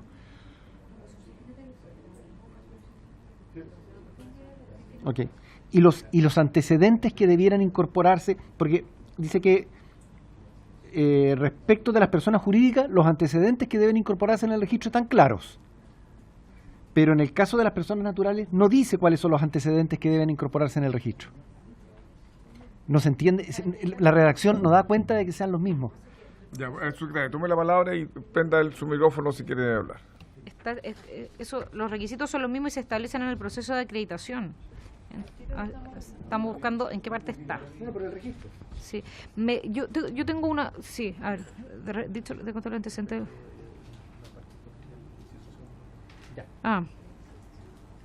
Dicho registro deberá contener los antecedentes a que se refiere al artículo 4, que establece registro de las personas jurídicas receptoras de fondos públicos y su reglamento. Las personas naturales y jurídicas receptoras de fondos públicos. Sí, puede ser natural y jurídica. Puede quedar natural y jurídica. Pero con respecto a la excepcionalidad de la persona natural. Todavía no tengo claro por qué hay dudas respecto a la persona natural. ¿Por qué sospechamos de que una persona natural puede hacer el diagnóstico No, lo que pasa, tomando sus palabras, su secretaria, que esta persona natural podrán intervenir excepcionalmente, buena cuenta, cuando no haya quien más lo pueda hacer, ¿verdad? Viendo más por qué a la persona natural que no tiene ganas de constituirse como OCA no puede hacer un diagnóstico general como fundación, sí. Porque quiere trabajar, no sé, es su trabajo. A ver, veamos, escuchemos la Defensoría. O sea, a nosotros nos surge la duda respecto a lo que se señala, toda vez que además en el mensaje se estableció, o sea, ¿qué puede ocurrir si es que permitimos o bajo el supuesto y la consulta de la señora subsecretaria que vuelvan los coadyuvantes? Obviamente acá queda establecido, ¿cierto?, que además las personas naturales reconocidas como colaboradores acreditados, en ese sentido entendemos que debiesen cumplir los requisitos de los colaboradores acreditados de conformidad al artículo 34, 33 y siguiente, pero claro, en ese sentido entonces, ¿por qué se hace la distinción específica respecto a personas naturales? O sea, ¿por qué estamos hablando de colaboradores? Y la excepcionalidad que algunos planteaban respecto a personas naturales, nosotros estimamos que debiese ser excepcional, excepcionalísimo, toda vez de lo discutido y lo expuesto por esta Defensoría en relación a la garantía del Estado y que es deber y obligación del Estado el garantizar no, todos los tipos de programas, todos los tipos de prestaciones, porque es su obligación general internacional de garante de los niños, niñas y adolescentes sujetos de protección. Entonces, en ese sentido, en los casos en que no haya un colaborador acreditado, o más bien que o sea, no se concibe o no se entiende el concepto o el supuesto de persona natural como colaborador, no se entiende. Sí, si al final son todos, si van a estar, se van a regir como colaborador acreditado, no se entiende qué supuesto sería solo una persona natural y por qué, y ahí, claro, tiene que ser el Estado el que cubra la falta de oferta, digamos, en su rol de garante, no una persona natural que vaya y haga un diagnóstico, fundación, no acreditada como colaborador, porque eso nos vuelve a la situación de ahora que es el coadyuvante. ¿Quiere complementar usted algo? Sí, solo complementar que en relación a eso y lo que se aprobó respecto a la restitución de derechos, estábamos hablando de líneas de biosocial y jurídica, cómo una sola persona va a poder, por ejemplo, ejecutar esa línea. Entonces, ahí, claro, entonces que se especifique si es que se aprueba la excepcionalidad de la persona natural respecto de qué líneas de acción va a poder actuar, porque ese es un punto importante. No se puede, por ejemplo, recién modificamos, ¿cierto? Se modificó el tema de que la restitución de derechos va a ser biológica, social y jurídica. Tendría que ser un médico abogado. Gracias. Sí, eso. Ya. Ya. Diputado Coloma. Gracias, presidente. Entendiendo lo que se acaba de señalar, yo pregunto por qué una persona, por qué le vamos a tener que pedir a la boca que solucione los tres problemas y realmente pueden haber especialistas en temas complejos. Yo siento que aquí lo que se está haciendo es un poco dudar de que una persona que no esté constituida dentro de una personalidad jurídica pueda hacer bien su trabajo. Yo creo que hay una predisposición inicial de mala fe respecto a una persona individual que quiera prestar sus servicios a una de estas organizaciones para poder apoyar a uno de los menores. Quizás si uno se sacara el prejuicio, algunos prejuicios, porque obviamente todos tenemos aquí nuestros prejuicios, pero siento que lo que se está haciendo acá es prejuzgar respecto a que una persona natural, una persona común y corriente pueda, pensando en casos específicos, en niños, niñas, adolescentes que tengan problemas especiales, que haya que recurrir quizás a una persona especial para poder hacer un mejor diagnóstico y una mejor solución. Y si esta persona con mayores conocimientos, con mayor capacidad o con una expertise distinta no está constituida, lo vamos a dejar fuera de poder ayudar o colaborar en la ayuda a un menor por el solo hecho de ser persona natural, y lo vamos a estar obligando a constituirse o estar contratado por una persona jurídica. Creo que estamos sacando a muchas de las personas que podrían ayudar por el solo hecho de obligarlo a constituirse dentro de una persona jurídica. Gracias, diputado Coloma. Diputado Díaz. Yo le entendía al propio Ejecutivo que esto era para situaciones excepcionales, porque o yo estoy muy equivocado, que puede ser perfectamente así, pero no se trata. Una OCA puede contratar a una persona con el perfil que dice el diputado Coloma, no hay ningún problema. El tema es por qué una persona natural quisiese acreditarse, porque la única razón por la que quisiese acreditarse es porque es filántropo o porque va a recibir una remuneración, pero esto es sin fines de lucro, por tanto no veo por qué debe ser el Estado en casos excepcionales el que recurra a personas naturales, por ejemplo por condiciones de aislamiento, de falta de oferta, de falta de capacidad institucional propia en el territorio. Y ahí sí, claro, me parece razonable que pueda recurrir a los servicios profesionales de alguien en particular, pero es el servicio. No es la persona natural la que figura en un registro. Vuelvo a pensar en las grandes ciudades. Las grandes ciudades va a estar el servicio y van a estar la OCA. Ahí no hay espacio, no hay necesidad para que haya una persona natural. Pero según esto podrían registrarse o acreditarse personas naturales desde Arica a Magallanes en las grandes ciudades, en las medianas ciudades, en el mundo rural.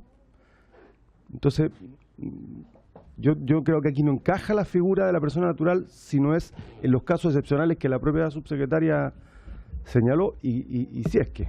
Gracias, presidente. Ya, subsecretaria. No hay una indicación respecto a esto, pero ¿no? No hay, solamente la diputada Cruzcoque No, pues ya lo votamos. y otra que se acaba de presentar. ¿Ya? ¿De respecto al mismo artículo 26? Sí, relativa a las sanciones. Ah, ya, pero eso estábamos ok, yo no incluir... Sí, respecto a las sanciones estamos de acuerdo en incluir. Ya, entonces, sí, estamos de acuerdo en incluir. Ya, y entonces... El tema está aquí que dice que el registro incluirá, además a las personas naturales reconocidas como colaboradores acreditados, conforme a la presente ley.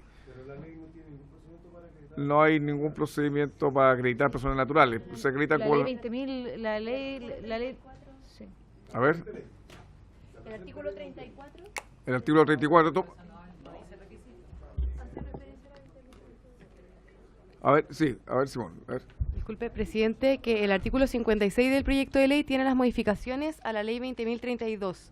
Y en el numeral 7 se reemplaza el artículo 6 de la ley 20.032 y ahí habla de la acreditación tanto de las personas naturales como jurídicas. El artículo 6 de la ley 20.032. Ya, diputado Zafirio.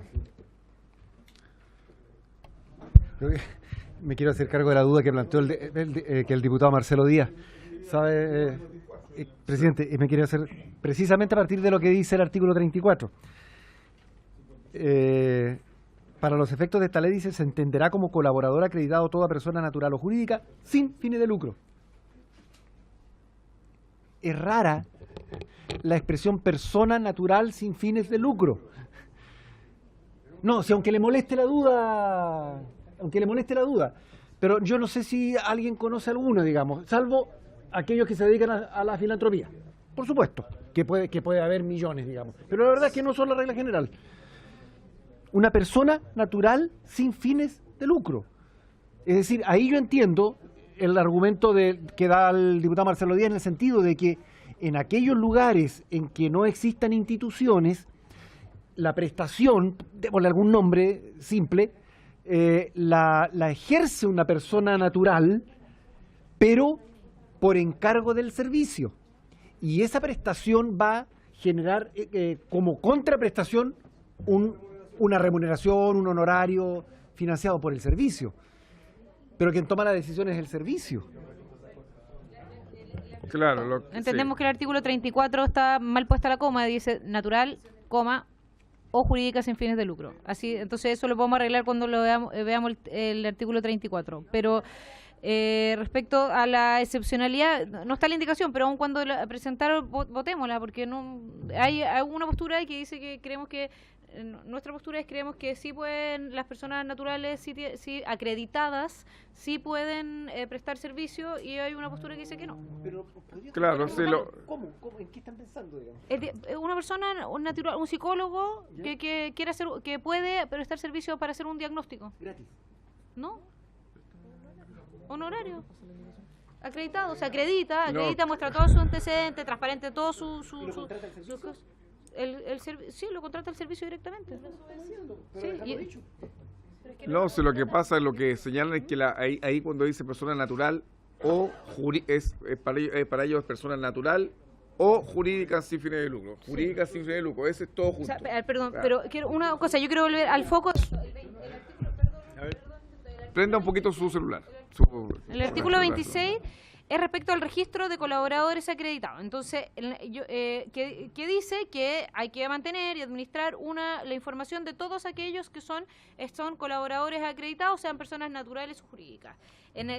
Y dice que tenemos que mantener toda la información, la sanción, etcétera. Yo creo que el artículo 26 está bien. La discusión respecto a si una persona natural puede o no prestar servicio no es en este artículo, porque si es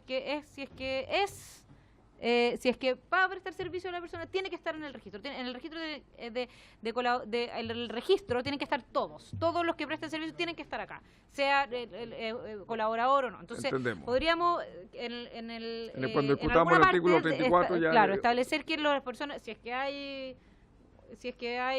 se aprueba eso, podríamos decir que las personas naturales no pueden hacerlo, pero no es acá. Si es que lo pueden hacer. Claro, acá lo que está claro es que todos tienen que ir al registro. Todos tienen que estar. Todo en el registro, pero hay que Ya.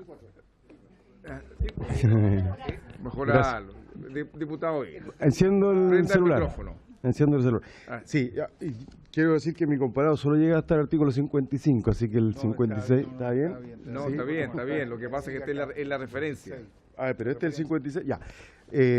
Lo que pasa es que el tema de la excepcionalidad lo planteó la propia subsecretaria. Ella nos planteó el estudio de caso de la norma era una zona apartada donde no hay OCA y el Estado no tiene profesionales. Entonces eso es una contratación de servicios profesionales del servicio.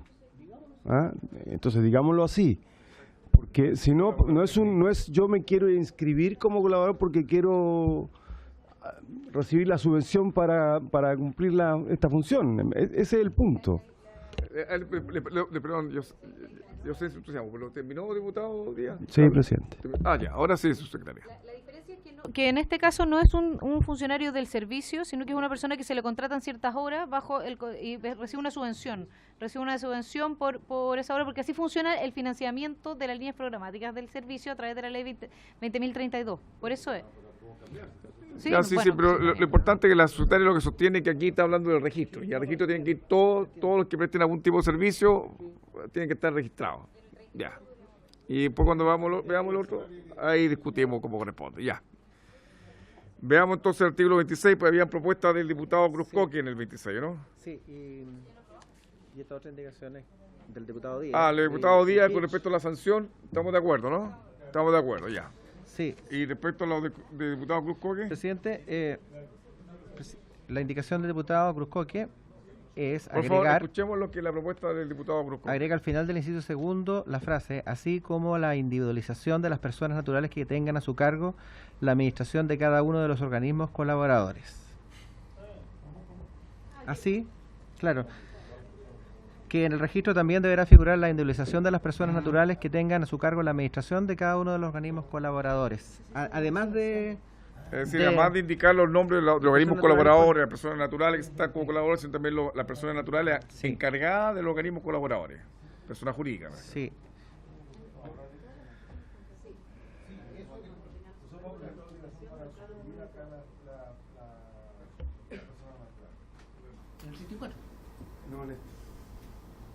En este.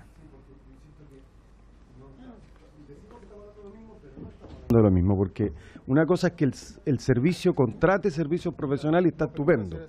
¿Ya? Que contrate expertos, como decía el diputado Coloma, me parece excelente. Yo creo que eso es la línea correcta.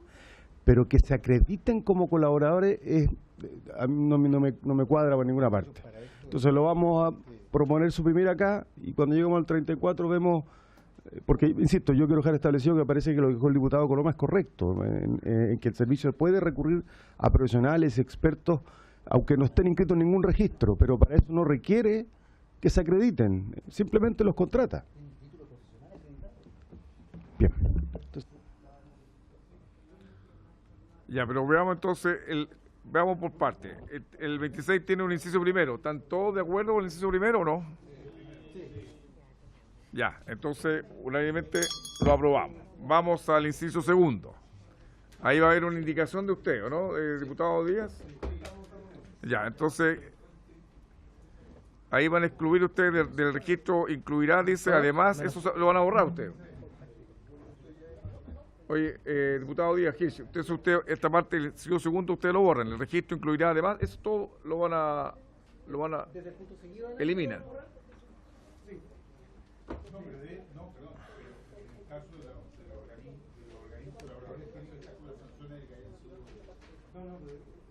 No, eso estamos de acuerdo.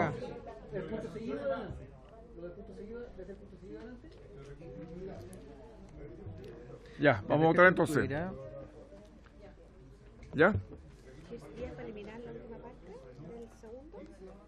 Por supuesto, si es breve, sí. Son las 5:27. Solo señalar que el organismo colaborador no puede ser una persona natural. La persona natural puede ser contratada directamente por el servicio. No, sí está claro eso. Claro, pero para aclarar en el fondo y dejar aclarado al Ejecutivo también que eso nos está restringiendo una facultad. El servicio ya está facultado para contratar de manera directa, pero no estamos creando un colaborador con una persona natural. Es eso. O sea, ya, muy bien. Entonces se elimina. ¿Suprimir eso? suprimir esto y cambiarlo por eso, una cosa así. Sí, pero dejarlo pronto tú, el registro incluirá la indemnización de Ya, las personas vamos. que quieran y las sanciones. No, yo lo voy a explicar. Ya, secretario, tiene Sí. la palabra. Tenemos las siguientes indicaciones en el inciso segundo. Diputado Díaz, antes que tome la palabra el secretario. Sí, es que yo quisiera, que yo todavía no logro entender bien el punto del Ejecutivo, porque vuelvo a decir que planteó al principio que esto era excepcional, que tenía que ver con la... ¿Por qué, en qué condición, cuál podría ser la forma en que no sea una contratación de servicio hecha por el servicio profesional hecho por el servicio? ¿En qué condición podría haber colaboradores acreditados que sean personas naturales? Ya, vamos a dar la palabra al diputado Coloma y posteriormente a la subsecretaria. Voy a prorrogar por 10 minutos la sesión. Ya. Diputado Coloma. Gracias, presidente. Presidente. Con eso acaba de matar la estrategia del diputado Díaz de no votar porque iban a perder. Así que le pido que dé la unanimidad para que pueda rechazar la unanimidad y así no votar su indicación. No creo que sea así. No. Ya, diputado No, Coloma. presidente, es que lo que pasa es que quería aprovechar de comentar que ahora llegó, ¿no? Ahora podemos votar. Es que se va a acabar el tiempo. No, se va a acabar el tiempo, así que aprovecho, son 2 minutos. No, presidente, decir que hay dos cosas. Primero, una cosa es que efectivamente el servicio puede contratar, pero el servicio también, la lentitud, la burocracia, una contratación en el sector público no es algo que se permita o que la burocracia lo haga en menos de un tiempo importante. Aquí tienen que haber decretos, disponibilidad presupuestaria, no sabemos si tiene que ir a toma de razón de alguna parte. Entonces, eso también el proceso es lento. Entonces, ¿qué pasa si hay personas que dicen, ¿sabe qué más? Yo estoy dispuesto a prestar 100 horas al mes o 50 horas, no sé, cada cierto tiempo de servicios profesionales y que sean requeridos después por el servicio sin esta necesidad de estar pasando por todo el procedimiento administrativo para poder contratarlo, porque al final, a fines de año no queda plata, en enero y febrero hay que esperar que salga la ley de presupuesto, entonces también se va demorando todo eso. Entonces la pregunta, y que me gustaría que sea invertir la pregunta, ¿cuál sería el riesgo de que una persona natural se acredite en forma transparente y que pueda optar a realizar trabajo de colaboración pensando en el bien superior del niño o niña adolescente? Gracias. Ya, diputado Díaz. Mire, yo de verdad que no era filibusterismo, sino que yo creo que a lo mejor sí lo que lo planteamos de esta forma es un registro de expertos a los que pueda recurrir el servicio y remunerarlos vía una línea específica que hagamos la ley, porque acuérdense que aprobamos la ley de aumento de las subvenciones, dijimos que esa ley tenía que ser revisada más en profundidad. Yo a eso no me opongo, pero la razón, la desconfianza no tiene que ver con la persona, tiene que ver con que lo que se trata, y me lo soplaban por acá, es de que en las intervenciones hay un enfoque multidisciplinario, y eso no suele ocurrir en una sola persona porque no hay tanta gente talentosa para tener 4 títulos profesionales expertos en 4 temas tan diversos. Entonces, a lo mejor, y yo le pedí al Ejecutivo, como se venció el tiempo de la sesión de la Comisión, que piense en una propuesta que se haga cargo de eso, por ejemplo, un registro de expertos. Ya. Pero no de gracias. Sí, habiéndose cumplido el objeto de la sesión, se levanta. 5:30.